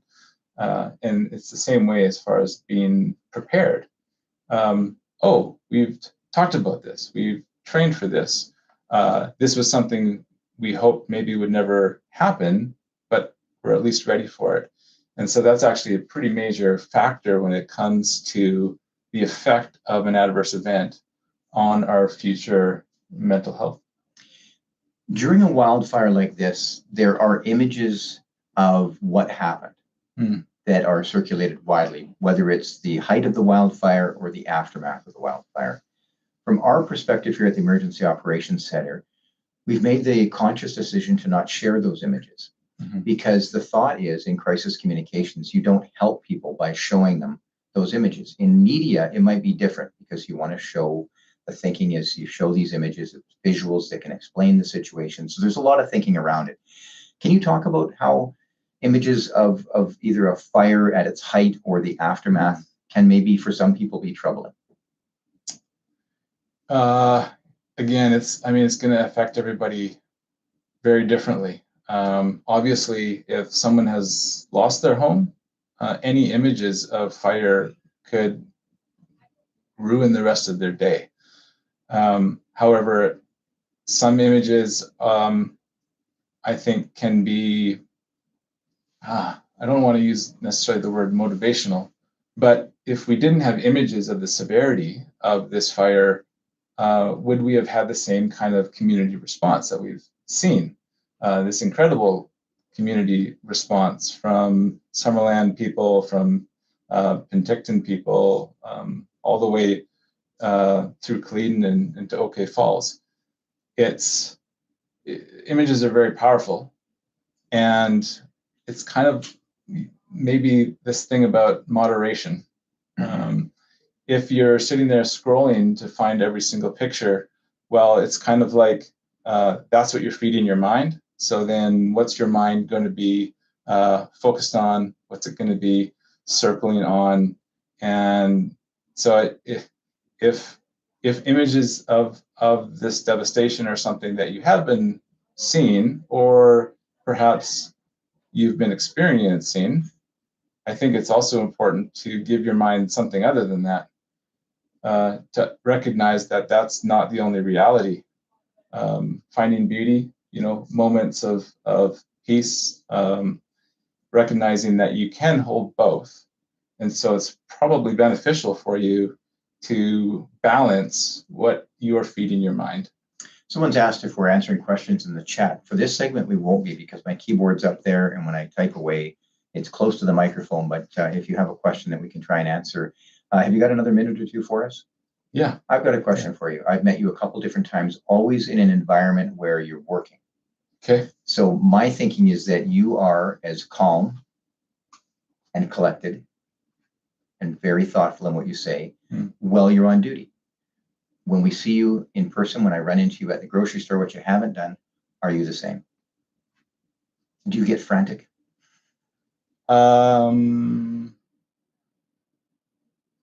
I can, and it's usually when I'm trying to do too many things at once. My multitasking is unhealthy. It's just it's a terrible thing. And you're not talking about me personally, I hope, because I have kind of done it live on camera here. Yeah. And people are worried about me, but I'm okay. Yeah. I'm trying to slow down. I know that I'm trying to do too much or think too much, focus on too many things when I start making the silly mistakes, whether it's like leaving the barbecue on and having to put out a fire in my barbecue multiple times in a week. There's something frantic going on. My general nature is pretty calm and pretty collected. And sometimes that's just, if you can imagine the image of a duck swimming along the lake, they look very calm and peaceful, except their feet are working ferociously underneath the surface. Are your feet working ferociously under the surface? Not right now. Not right now. I mean, a little. Yeah. There's some intense work to be done. Right now. Okay, no, that's good to know. I've been asking you questions, but I haven't given you an opportunity just to talk. If there's anything that's on your mind or anything you wanted to share in general, because I've asked you to come in because I know of the work you do. I know the kind of person you are, and calm voices are really important in a time like this. And not to put you on the spot, I'm just saying if there's anything you did want to share, otherwise.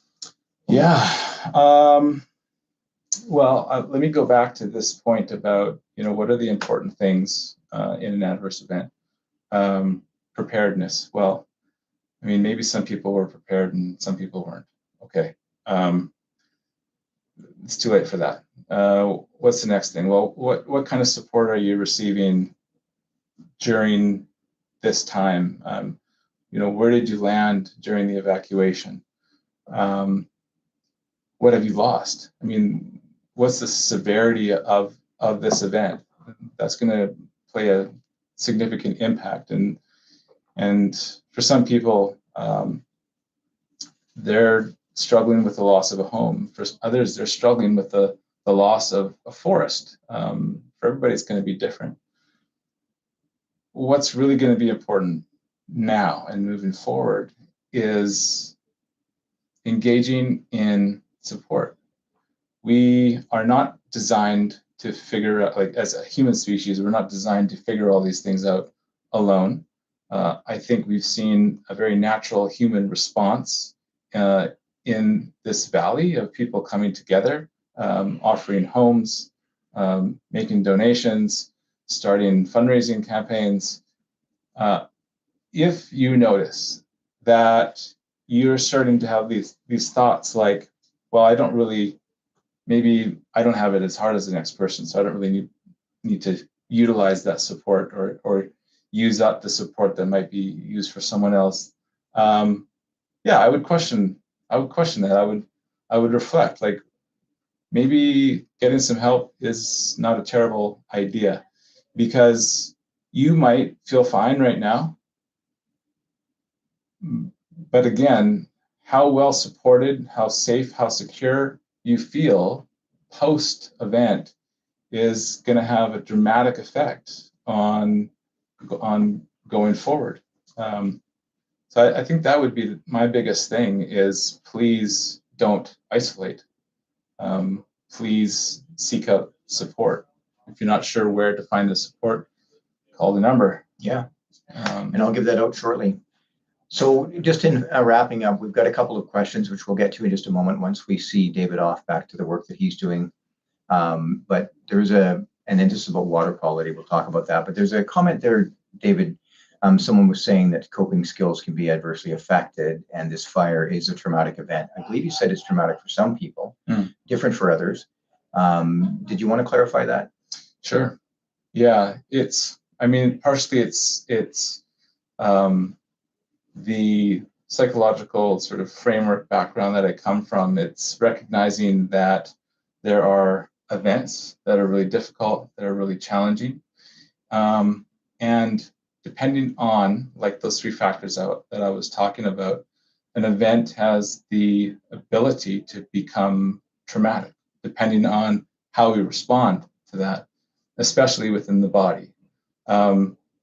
Much wiser, learned people than me have described trauma as something that is not happening to you, but it's something that happens inside of you as a result of what has happened to you. And so, when I say this event isn't intrinsically traumatic, it is it's a challenging event. How we handle it, the resources that we utilize, again, whether we isolate, the severity of things, these are the things that have potential to create that trauma response in our body that then causes us that difficulty in moving forward from this event. David, thank you so much for your time. Yeah, thank you. Thanks for what you're doing. Yeah, thank you. I'm going to take a short break here and just see David out. He's got to get back to our other building, and I'll be back in just a couple of minutes to answer some of the other questions that you have. Stand by.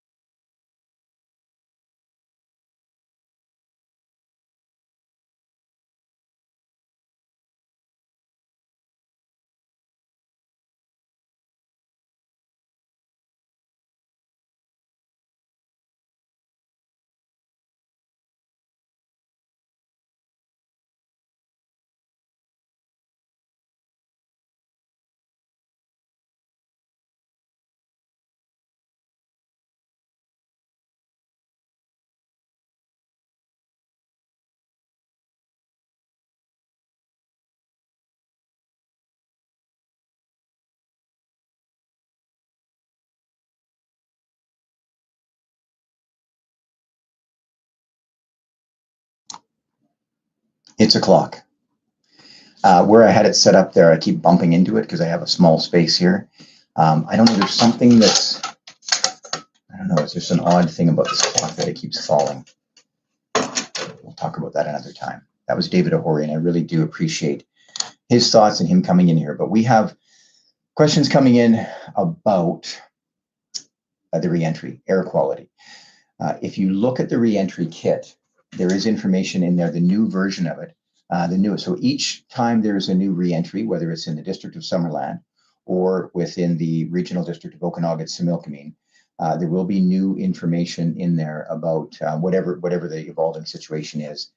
The situation with power, you'll find out what's in there. But again, if you're not getting the information you need, if you can give us a call, we'll do our best to get that to you.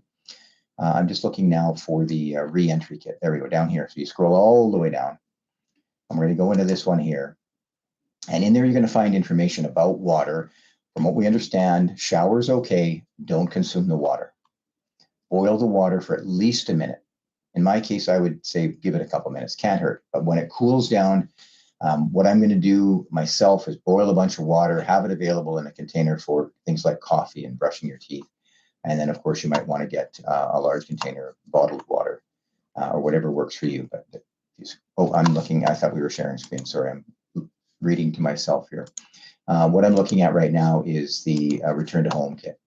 And this is online, so I'll go back again. This is on the District of Summerland website, summerland.ca.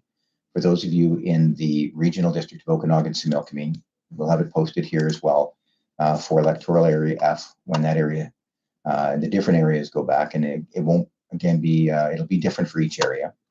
So you go to the District of Summerland website, main page, you're going to find the links, re-entry in green. You scroll down, further information on the re-entry. You may have to click around, but the information is there. Down to the re-entry guide. And this re-entry guide has been prepared with a lot of different elements in it. It's pretty high level, but it will focus on the key areas that you're going to need. But remember that if you're under an evacuation alert right now, be prepared to leave in case things change. Look at what that might look like for your family. Information in there about water, air quality right now. The wildfire smoke, as you know, is a big contributor to this poor air quality that we have in the region. Interior Health recommends that you follow this information, these conditions, when it's, or sorry, this information when it's smoky. Stay indoors and limit outdoor activities. I've been in here a lot, and I find when I go outside, it's really surprising the level of smoke. One of these is good too, N95. If you're going outside, activate medical management plans for chronic conditions. Ensure that rescue medications are available. For those of you who are looking for a temporary access pass to go into an area to get some medication, hundreds of people trying to do the same, not for medication necessarily, but to get into their property for different reasons. So if you can go to a pharmacy in the short term, just to expedite the program, that's something you might want to consider. Monitor your mental health. Smoke exposure can increase stress and anxiety. I've seen people get, it's kind of, I don't know, it's hard to explain. It's like there's a lot of pressure because there's all this smoke, and for some people it can just get a little too much. So just watch for that. There's lots of resources here. Now, when you're preparing to return, building a basic reentry kit can really help with that process, but also really being aware of what the hazards might be in your particular neighborhood. Some of the areas that are now under an evacuation alert could include homes that have had some type of damage.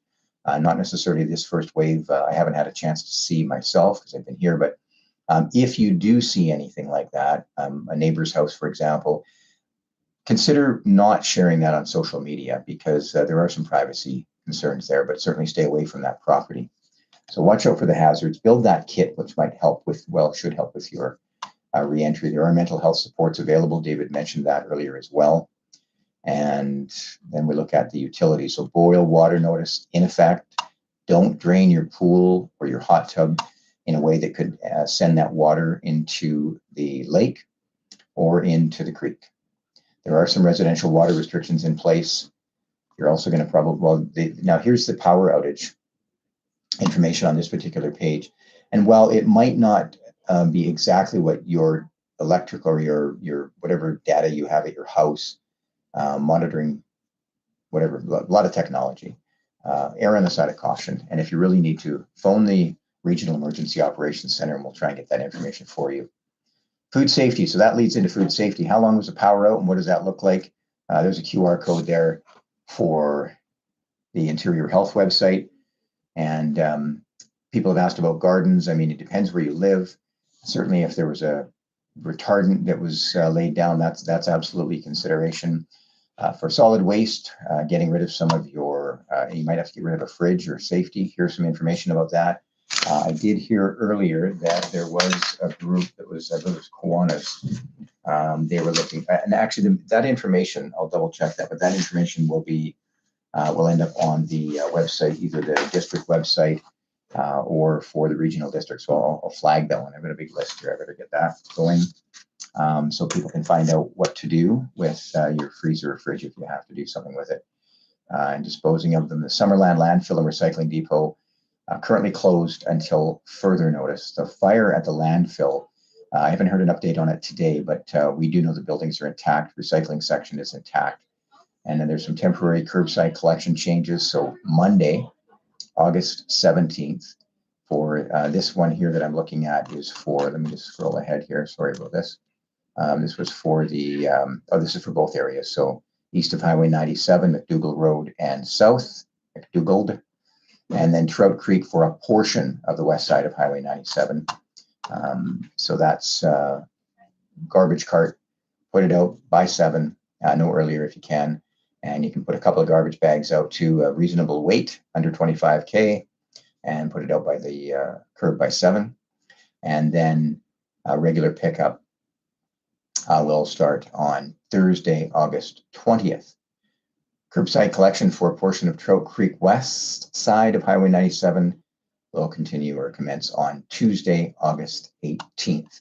Remember, with your food scraps, to put those in your garbage cart, not the green compost.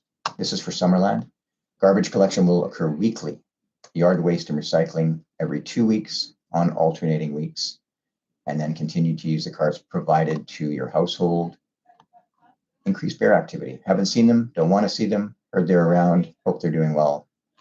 Don't want a bear conflict situation going on. I'm sure the raccoons were out and about doing their business too. BC Transit will provide modified service starting Monday, August 17th. We're recording this on August 16th, Sunday. Visit BC Transit for more information or call the number. You can see it right there, and that is inside of that reentry kit, reentry guide. So there you go. That's what I know right now. That's what I've got for you. It's almost 3 o'clock. I'll take a short break. We'll come back a little bit later on with any new updates and information. There you go. I like to make sure I confirmed information before I read it in the chat, but you've probably seen there, someone said that most pharmacies can dispense a supply in the case of emergency. Call your pharmacist to find out, see what they have to say. We'll be back in just a short bit with more, but right now I don't have a lot to say. I'm going to take a short break, come back a little after 3, but certainly as this incident continues, we're going to start to focus more on just 2 updates a day, daily at 2 o'clock. I was looking over the clock there in my calendar, but the clock's in a heap right there. I'll have to get a new one. But anyway, going forward, updates if we need them. Certainly we'll be here. Information, if it changes, will go out through Voyant Alert. So make sure you've signed up for that. We'll have it on the website. So we're dealing with 2 websites, in fact 3, for the Regional Emergency Operations Center. We've got this map. And then of course we've got the RDOS website and the District of Summerland website. And right now the focus is on getting as many people home as possible, getting people in to see their property. And that includes people in the area, in electoral area F.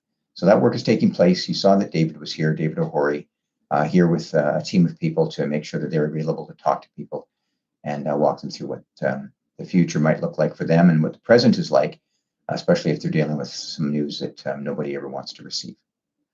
Thanks again for all of your kind words on the, and not toward me, but I mean toward the crew. We're getting a lot of comments about what the crew has been up to, and the crew is a wider group of people, both in the Emergency Operations Center and on the field, in the field, who are doing a lot of work to keep people safe. So thanks for that. We'll talk to you soon.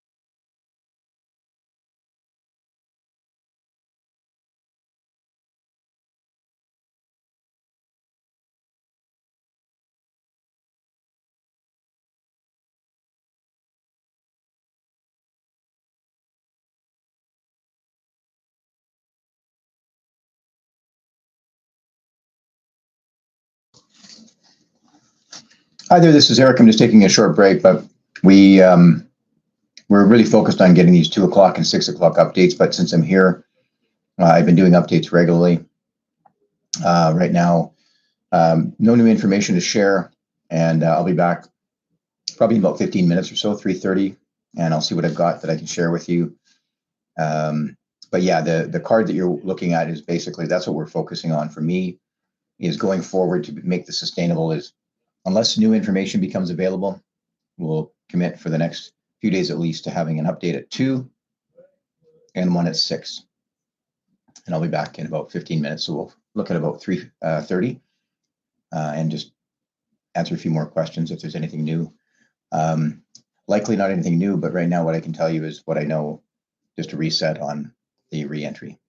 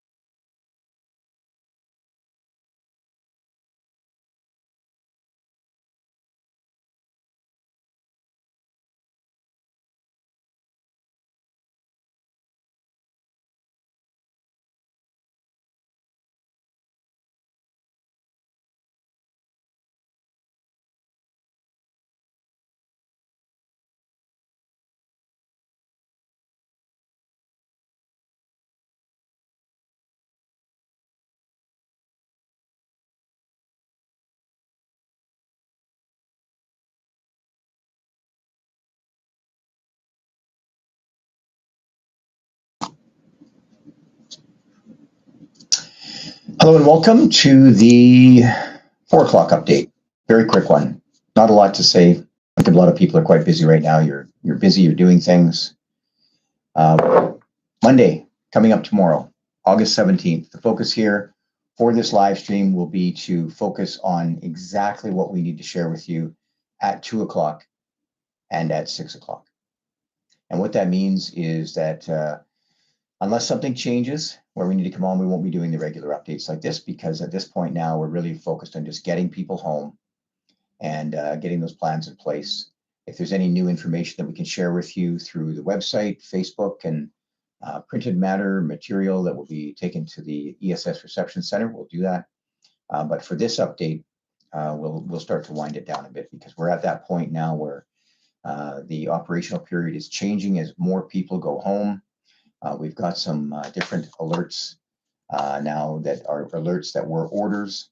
And right now I'm going to just go take a look at one change that was for North Beach, so that you're aware of what's going on there. And I will head over to that one. North Beach is part of electoral area F and is north of Lowertown in Summerland. And it's part of the RDOS, Regional District of Okanagan, Similkameen.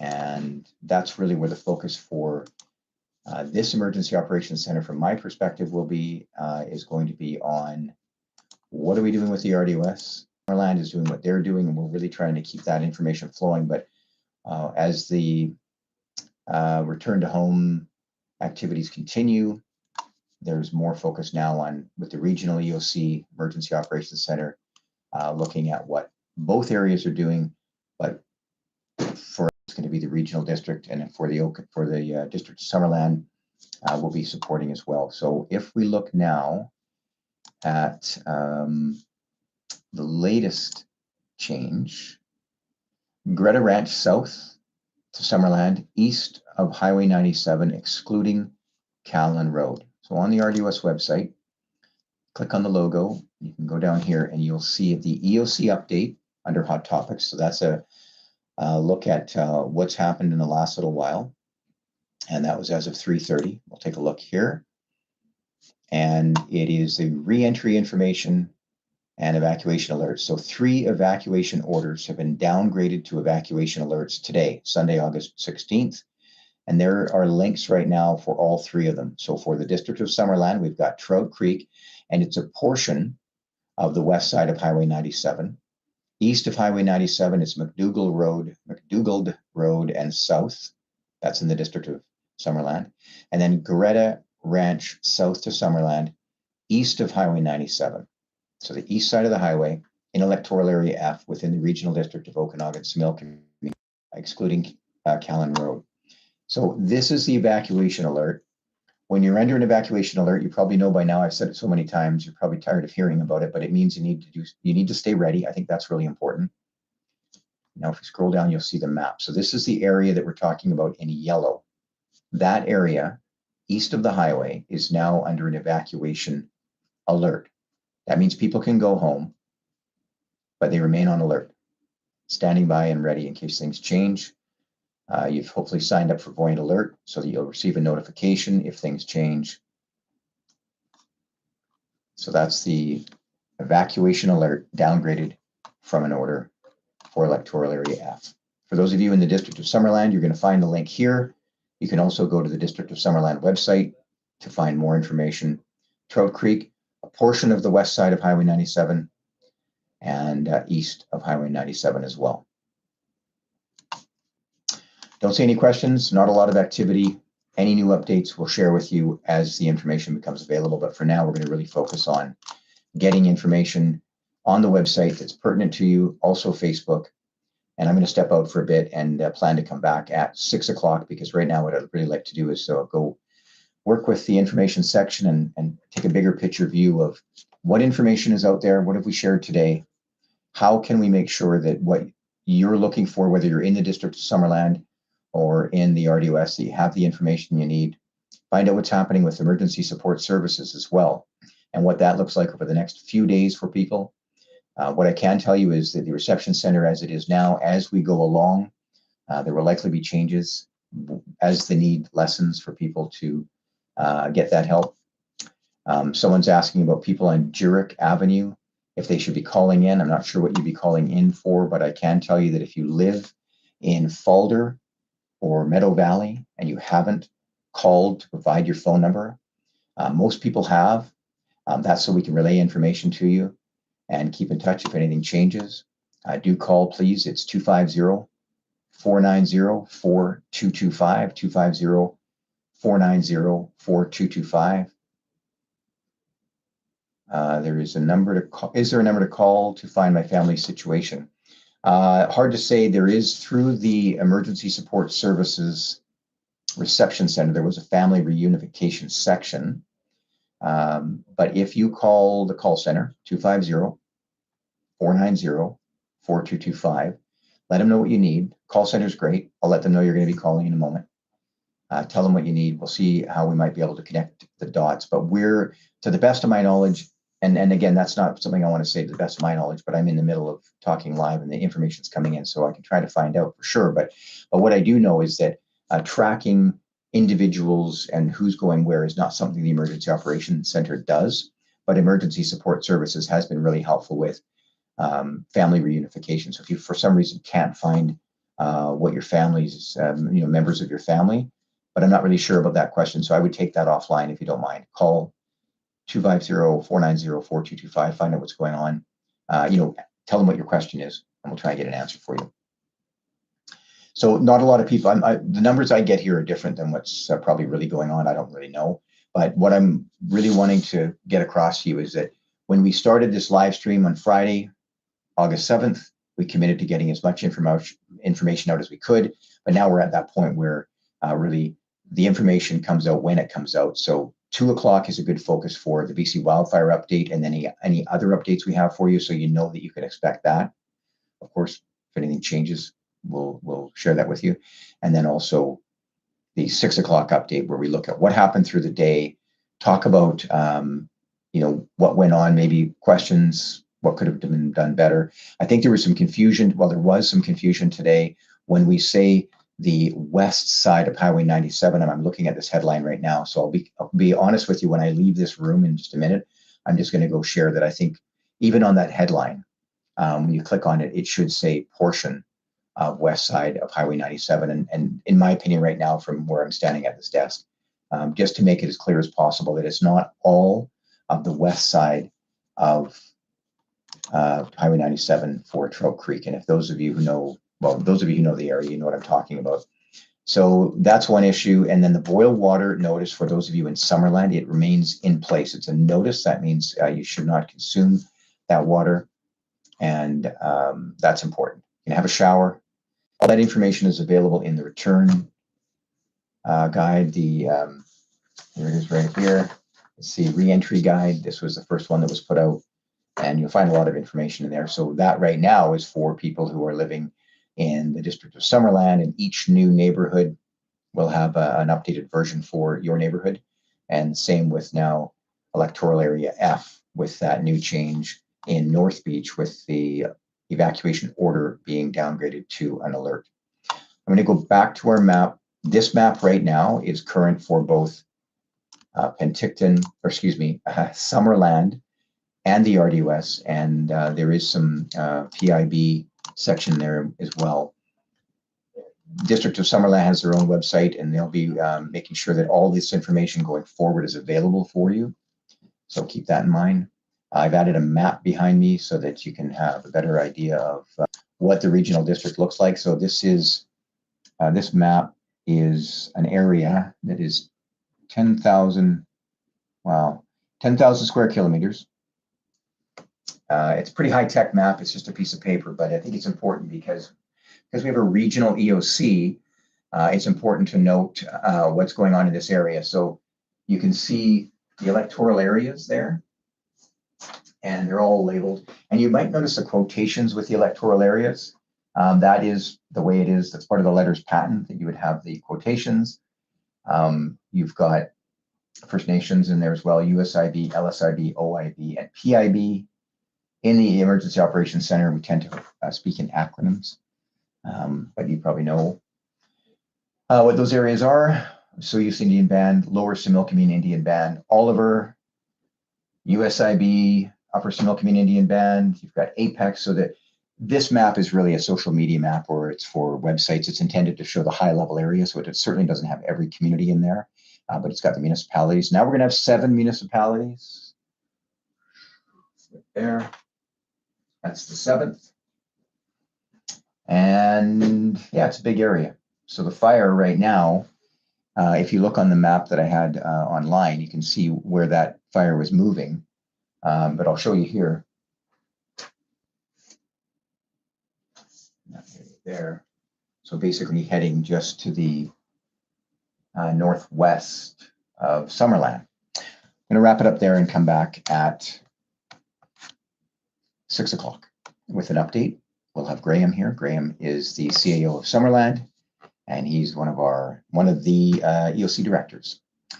And in the meantime, get the websites, the phone number, anything you need. Hopefully you can get the details you need. The re-entry kits are really important. If you're still on an evacuation order, especially those of you in Summerland right now, review the re-entry guides that are available. Some good information in there. You might spot something that's missing. And if you let us know, we can make sure for the next version of that, for the next area we can fix, and of course for the regional district as well. Thanks a lot, and I'll see you soon.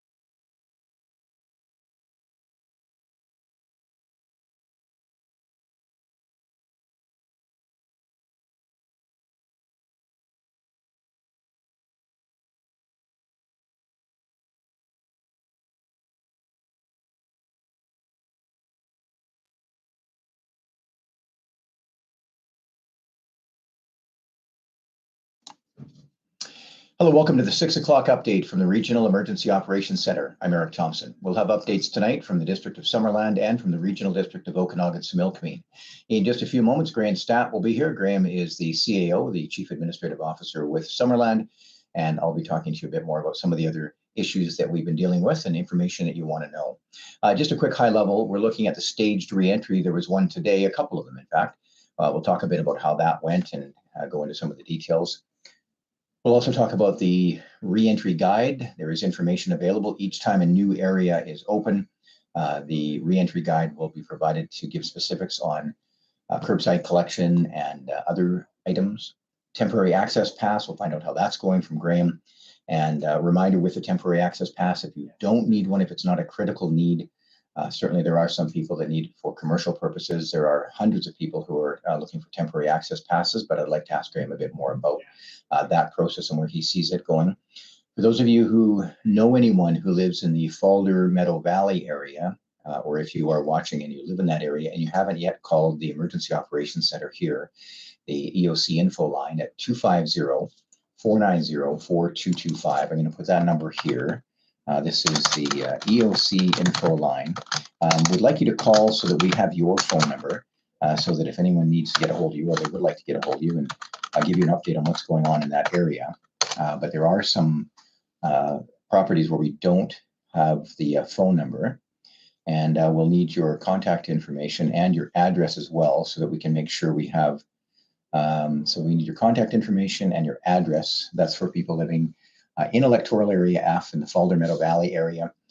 If you call the EOC info line 490-4225, and many of you have already done that, which is great. The community of North Beach is now under an evacuation alert. The order was downgraded to an alert. We'll ask Graham about the landfill as well. I'll quickly go over to the interactive map and show you the latest that we have there. And this shows the various alerts and orders that are in place. Now that staged re-entry will continue in the sense that the other people who are the other areas that are still out on the evacuation order will want to know when the information will come and how that looks. And I think today was another great example of how this can work. But there was one part that I think is very important that it was a good example of where it's not always clean. And the west side of Highway 97 in Trout Creek, it is a portion of the west side. And that, I'm sure for people, did cause some confusion, and that's unfortunate. I'll ask Graham if he wants to talk a bit about that as well.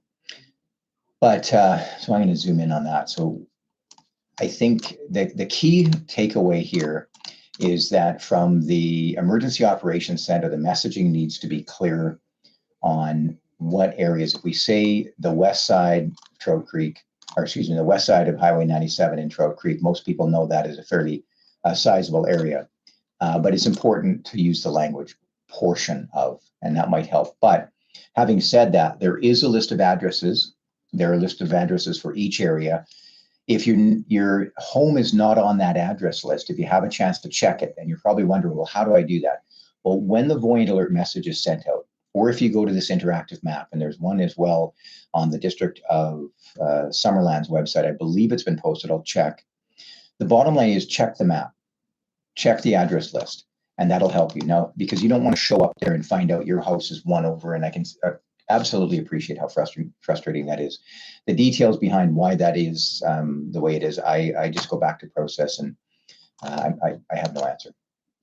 And that's probably not what we want to hear, but I mean, that's where we'll talk to Graham, and he can illuminate. But I know that the processes are put in place based on what's available there, and a lot of it's geography.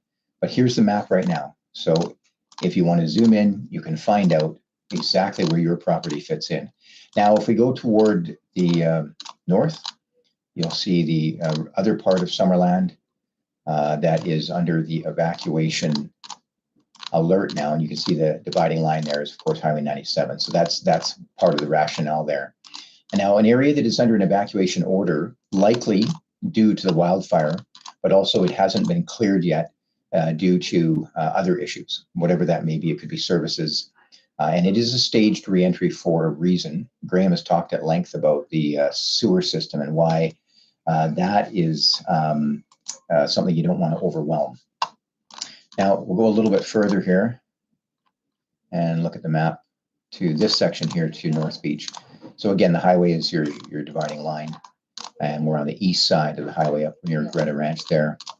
And that is another area that was, the order was downgraded to an alert. The landfill, from what I understand, there is a fire there. We know that. The actual state of it, we'll ask Graham to illuminate and talk a bit more about that. The temporary access passes, for those of you who, for whatever reason, don't have your temporary access pass and so you just need to get in to get some medication, you can talk to your pharmacist about looking at whether you can get a temporary permit or a temporary prescription. Let's go now. Graham is standing by.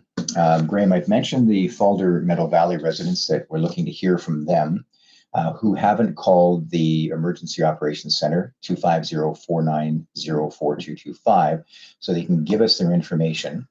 And that, for the most part, has worked out really well, but there's still a few addresses remaining that the Emergency Operations Center would like to get so that someone can give them a call. North Beach is open. We talked about that. We'll get to the staged reentry. Someone here is commenting on Voyant Alert. The way Voyant Alert works is that when an order is in place, it's considered a critical, and you hear that, it's called a klaxon, and it is, I know it's a bit of a, it's a sound, but it's meant to get your attention. An alert, so if you're downgrading from an order to an alert, that an alert is also a critical notification because it needs to be, because if you're putting in an alert, that means you still need to be prepared. Conditions can change on a moment's notice. And when it's issued as an alert, that means you can't opt out of it. So the option, and I talked to somebody about this today, many people, including Voyant Alert, and said, well, can we change it so we only issue it as an informational so that the alert doesn't, the sound doesn't go off? What that means, though, is we could miss people. So if it's a critical, everybody gets it, can't opt out. But informational is exactly what it sounds like, is informational. And you might check that so that, or uncheck it so you don't get those. Because some people don't want to get notices about anything. They just simply want an emergency notification, which is critical. So that's why the decision was made during the downgrade, going to an alert, that it's issued as a critical so nobody gets missed. Because the unfortunate situation would be that your property is now on alert. You can go home, but you didn't know because it wasn't issued as critical. I hope that's clear. And Graham is here. And we're going to talk about the staged reentry. Graham, I spent some time, first of all, thanks for coming in. I spent some time this morning talking about the staged reentry plans and why you don't just release a big area. We've talked about that before, and why the decisions are made following a process and not veering from that. Because if you veer from it, things can happen like checks or access points aren't ready, neighborhoods aren't protected. There could be other issues. Anything else you can highlight on why that is? Well, I think we did. So the first stage, we had 400 properties. Today we went to 8, so twice the size. We did have some challenges actually, and the challenges were not ones of public safety in terms of people entering, but it was some confusion of, you know, where exactly the area was that we were opening. Some confusion about where to find that information. The clock's going to happen. Yeah, something fell back. Third time the clock has fallen. Is that right? I have a small studio here, and it's also known as an office. Sorry about that. Okay, time does fly. So we actually saw some confusion there. You know, obviously, as we've talked about all the way along, it's an imperfect process. We're just rolling with it, learning along the way. It's not going to stop us from going bigger and faster in terms of what we want to re-enter, but it's an example of what can happen when you add more people at once to a particular area. And what is that? Is it the like the biggest concern with going too big was partly because of the traffic management today was the issue. Yeah. Okay. Yeah. So what was it like? I wasn't out there.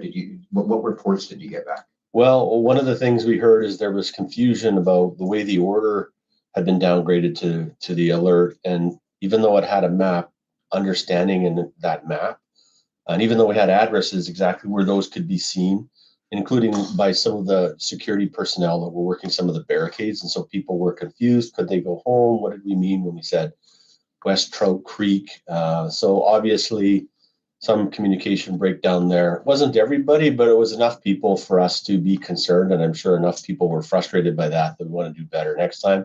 Traffic management is the thing, and if it becomes too much of a problem with people staging in areas on limited highway space with an open highway rolling alongside, we get concerned about that. So it's something we're going to improve on the next time. We've got some ideas and we'll implement them.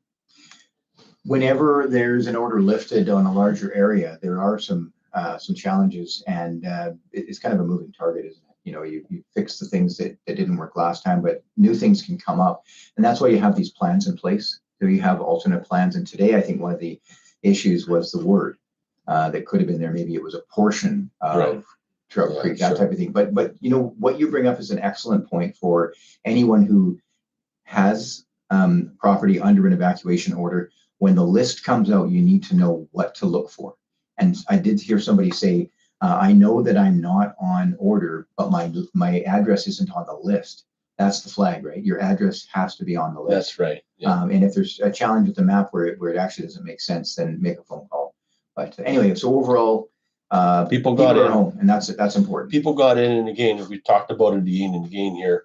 Well, you know, what's that balance? Could we wait till perfect that we have every kind of strategy, every kind of word written, 10 people looking at it, push it through 4 committees? We're trying to we're trying to say as fast as we can from a safety perspective.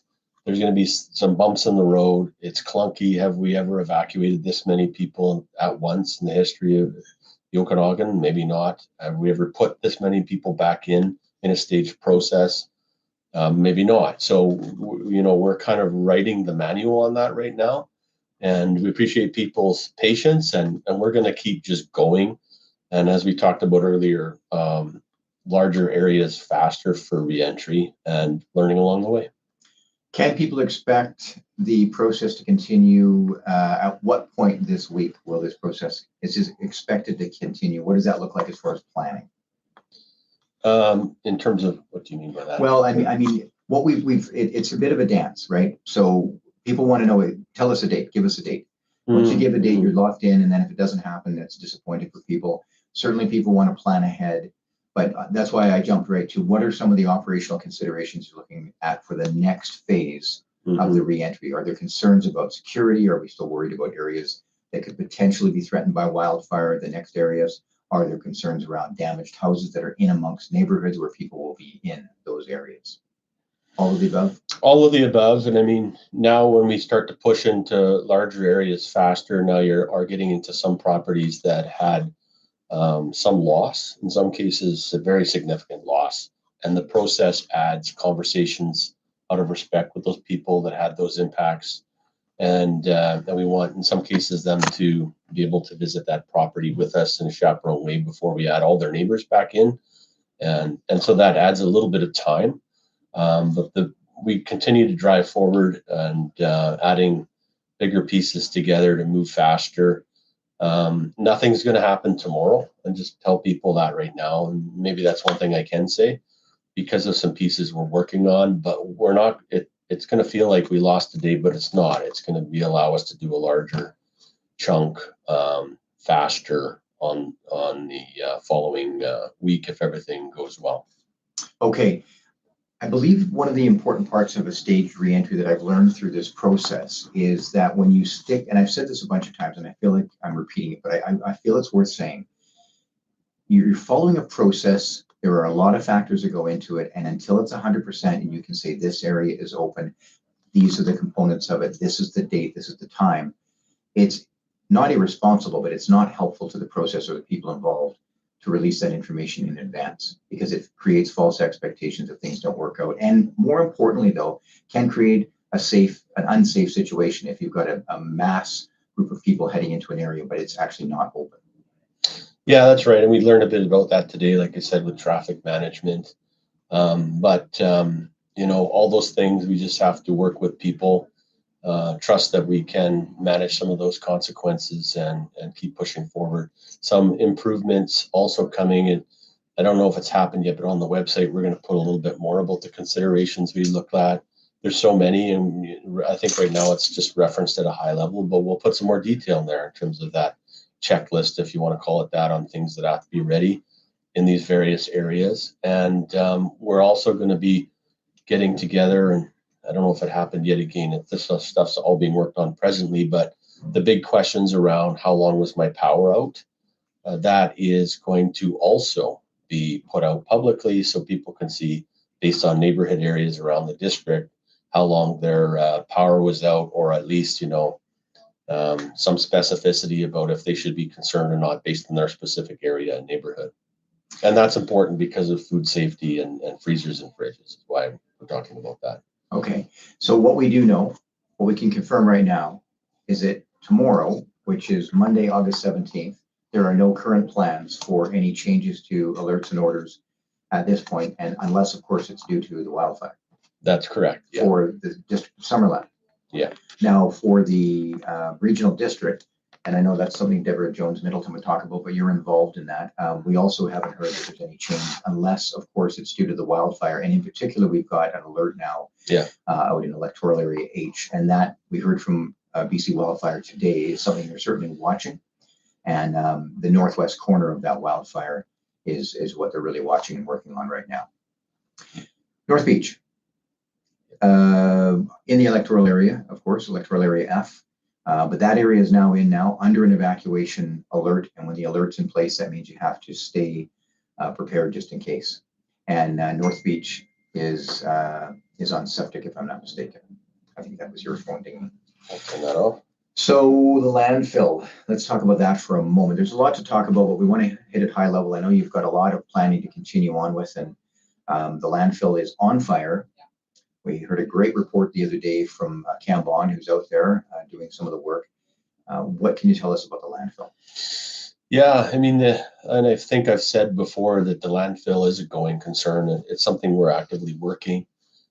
We have some of the experts in the world, actually, that are based in the region that we brought in on site to guide us in our activities as we continue to do that. It's a fire at the landfill, as opposed to a landfill fire, meaning right now it's sort of that surface wood chips and compost burning. Challenges that we've been managing where fire can escape, and then we're on the landfill and it's trying to light up some garbage and things, and we're on that. When you throw water on a fire, as you know, it creates all kinds of smoke. Sometimes like smoke vapor, and sometimes it doesn't smell or look good. But really at this point, what we've been seeing at the landfill is these big piles of compost and wood chips burning. Any smoke that it is creating from that, and up until now, is largely similar to what we've seen from the wildfire smoke. So when we see all the smoke in the area, and we imagine the smoke that we're probably breathing, and whether you're in Penticton or elsewhere in the vicinity, this is the same type of smoke from the massive wildfire that we've experienced. And I think because we live in the Okanagan, everyone's pretty familiar with where to find, air quality advisories and what to do when you have an air quality advisory in wildfire season. And that's really the same type of smoke we've seen so far. And there's more information on that in the reentry guide, which was made available today to the two areas within the District of Summerland, and also in North Beach, who received those reentry guides. People are wondering about details on getting back to their home, looking at just to check their home out with a temporary access pass.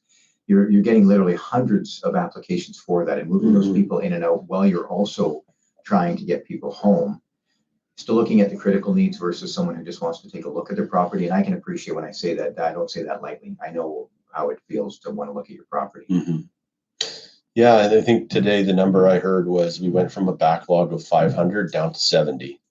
And so that is due to the hard work of all kinds of people that have come in to work this process. We're now moving down that sort of pyramid of criticality into other people that had applied sometimes pretty early on to get specific things out of their home or to deal with certain things. But, so we're really pushing through those temporary access permits. We've got a good process working, I think, for their approval.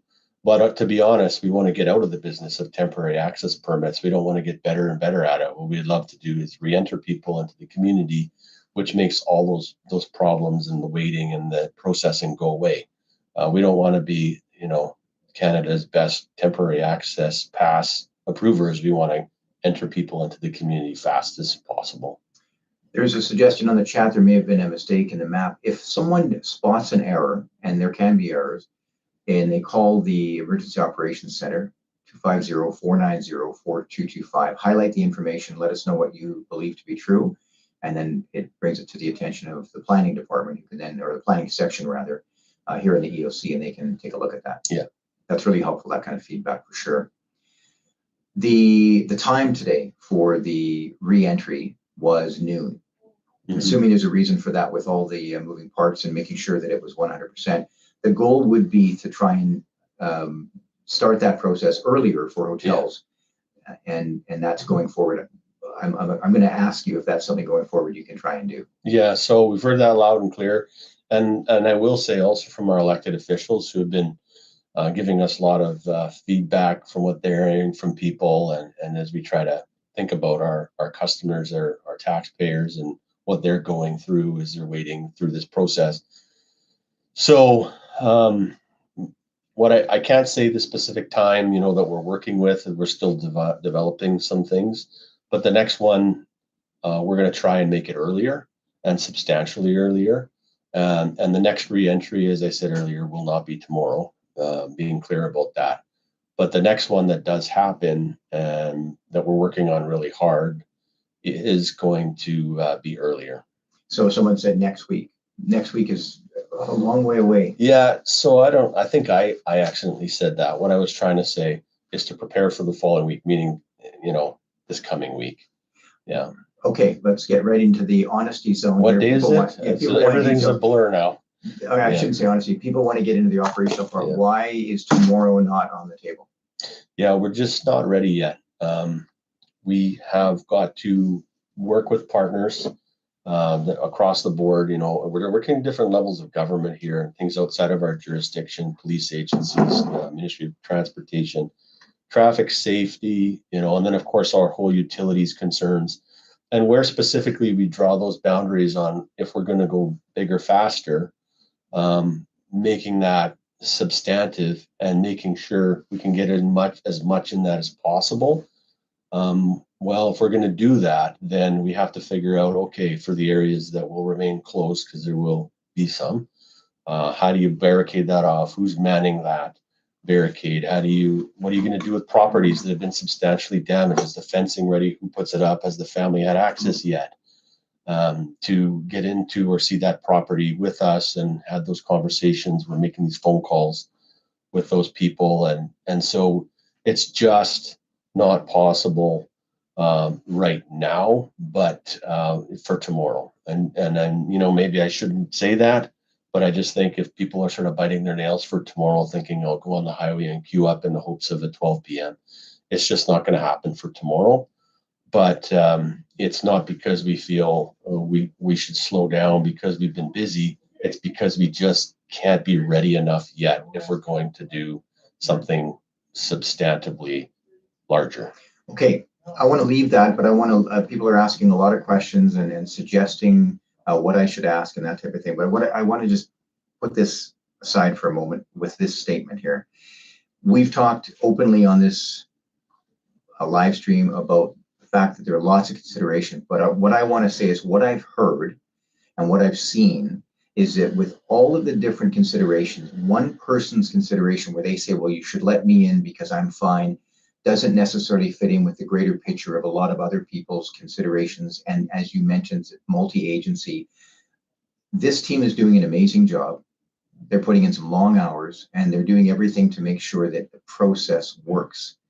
And if that doesn't work for people and they're not happy, it doesn't mean that you're bad people or just can't cooperate or you're just not listening. It's just part of the process, and you take the steps to make sure that you don't make a misstep. And even with all that work, something like a word that might be missed, the term portion of west, you know, west of the highway, and then people think all of Trout Creek is in. That can cause problems and confusion. But what that tells me is that goes back to the individuals too, knowing where those maps are, where that address list is. Have you looked at the address list? Did you check that? So I'm not saying it's anybody's fault. I'm saying we all have a role to play in this. You're being clear about why. We all have to know. I'll say there are something, maps. no, it's nobody's fault, but I am accountable ultimately as the incident commander. So when people have these issues or there's some challenges, you want to know who's accountable. It's me. It's not the hard people that are putting this stuff together. Yeah, and I'll take that as well on the comms front. And you're talking away. And if I was out there and I was having a conversation with not only our team, but with Summerland as well, the fact that the word portion wasn't in there, which was brought to our attention by the RCMP, because all of a sudden lots of people were out there. So and I right. reviewed it. I saw, Yeah. And if I had a time machine, I'd go back and change that word. Believe me, I would, but I don't. Yeah. Okay. So there you go. We talked about the landfill. The last portion I wanted to talk about is this wildfire. We are here because of a major wildfire, the Bald Range wildfire that broke out on August 7th. It was a frightening event. It's caused some problems. There was a fatality, according to the RCMP. And this fire is still out there, and it's still real, and it's in the northwest portion where the BC Wildfire Service is really focusing. We're not out of the woods yet. Some areas remain on evacuation alert, and people may think that it shouldn't be due to the wildfire. Why would an area that is now downgraded from an order, and there could be multiple reasons, but why would it remain on alert? Yeah, anything that remains on alert is because BC Wildfire believes that it's not impossible for them to have to reinstitute an order. We've talked with them about sort of their hierarchy of need and doing things and when they do, and their advice about the way it works is they provide us advice, and they say they will not put an alert on something that it does not have the possibility of still becoming an order. So you have to remain vigilant. It's still a dynamic situation in the region, wildfire in proximity to a lot of things. And as soon as we can, we'll be taking off those alerts as well. And I think that'd be a happy day when we could do that, but it's not yet. Anything else you wanted to add, Greg?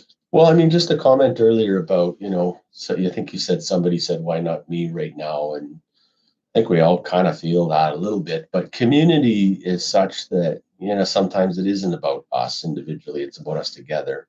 So, let's remember that. People have had a lot of patience.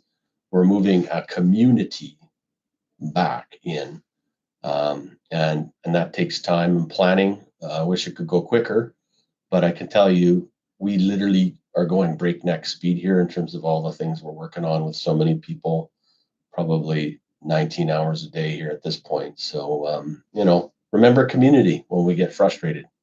Graham, thanks a lot for your time. All right. Thank you, Appreciate you coming in to talk to us. We're going to wrap things up here pretty quick. And as we move into another week here in this region, the regional district of Okanagan, Similkameen, I have the map behind me to show one region working together. That's what we're looking at. It's a big area. We've got lots of neighbors as well, and a big fire that could move anywhere at any time. Tomorrow at 2 o'clock, we'll have an update from BC Wildfire Service. And then at 6 o'clock, we'll do another update where we bring in Graham and possibly Deborah, but we'll talk a bit more about what the day looked like and what we can expect ahead. But the focus tomorrow will be to not have the stream, the web stream, be an all-day intermittent thing, because we've gotten to that point now where we need to get on with what we're doing and really stay focused on information and making sure that as this incident continues and recovery starts for so many people, we're really focused on that and focused on the information you really need to know. So with that, I want to remind you that through the week, the plan is 2 o'clock and 6 o'clock. I'll commit to that for these updates. But any other information, I encourage you to go to the web. And of course, just like with the news, unless something changes, that's a whole different story. We've kind of learned now, I think together, we have, that this platform can be quite useful to get information out to people immediately, and then through the other platforms as well. And of course, we never forget paper. People like paper. I like paper. And the reception center now is getting ready to start to change into the next gear. And that'll probably happen over the next few days. So you might see it scale down, you might see it move. But the plans are in place right now to make sure people get the supports they need. But I wanted to leave you with that idea that there is information out there, and arming yourself, planning ahead to know where to get the information. There are questions you're not going to get the information to that are on the website. You might have a specific one, that's specific to you. And we always say in these meetings, let's take that offline. So certainly call if you can't find what you need. But knowing, first of all, that BC Wildfire has a website that talks about and shows you where the wildfire is at. Local government, we'll touch on it, but it's not the domain of the regional district or the district of Summerland, so BC Wildfire. Same with traffic. You're looking for anything on the highways, you'll go to drivebc.com or sorry, drivebc.ca. All these links are on the RDOS website for the Regional Emergency Operations Center.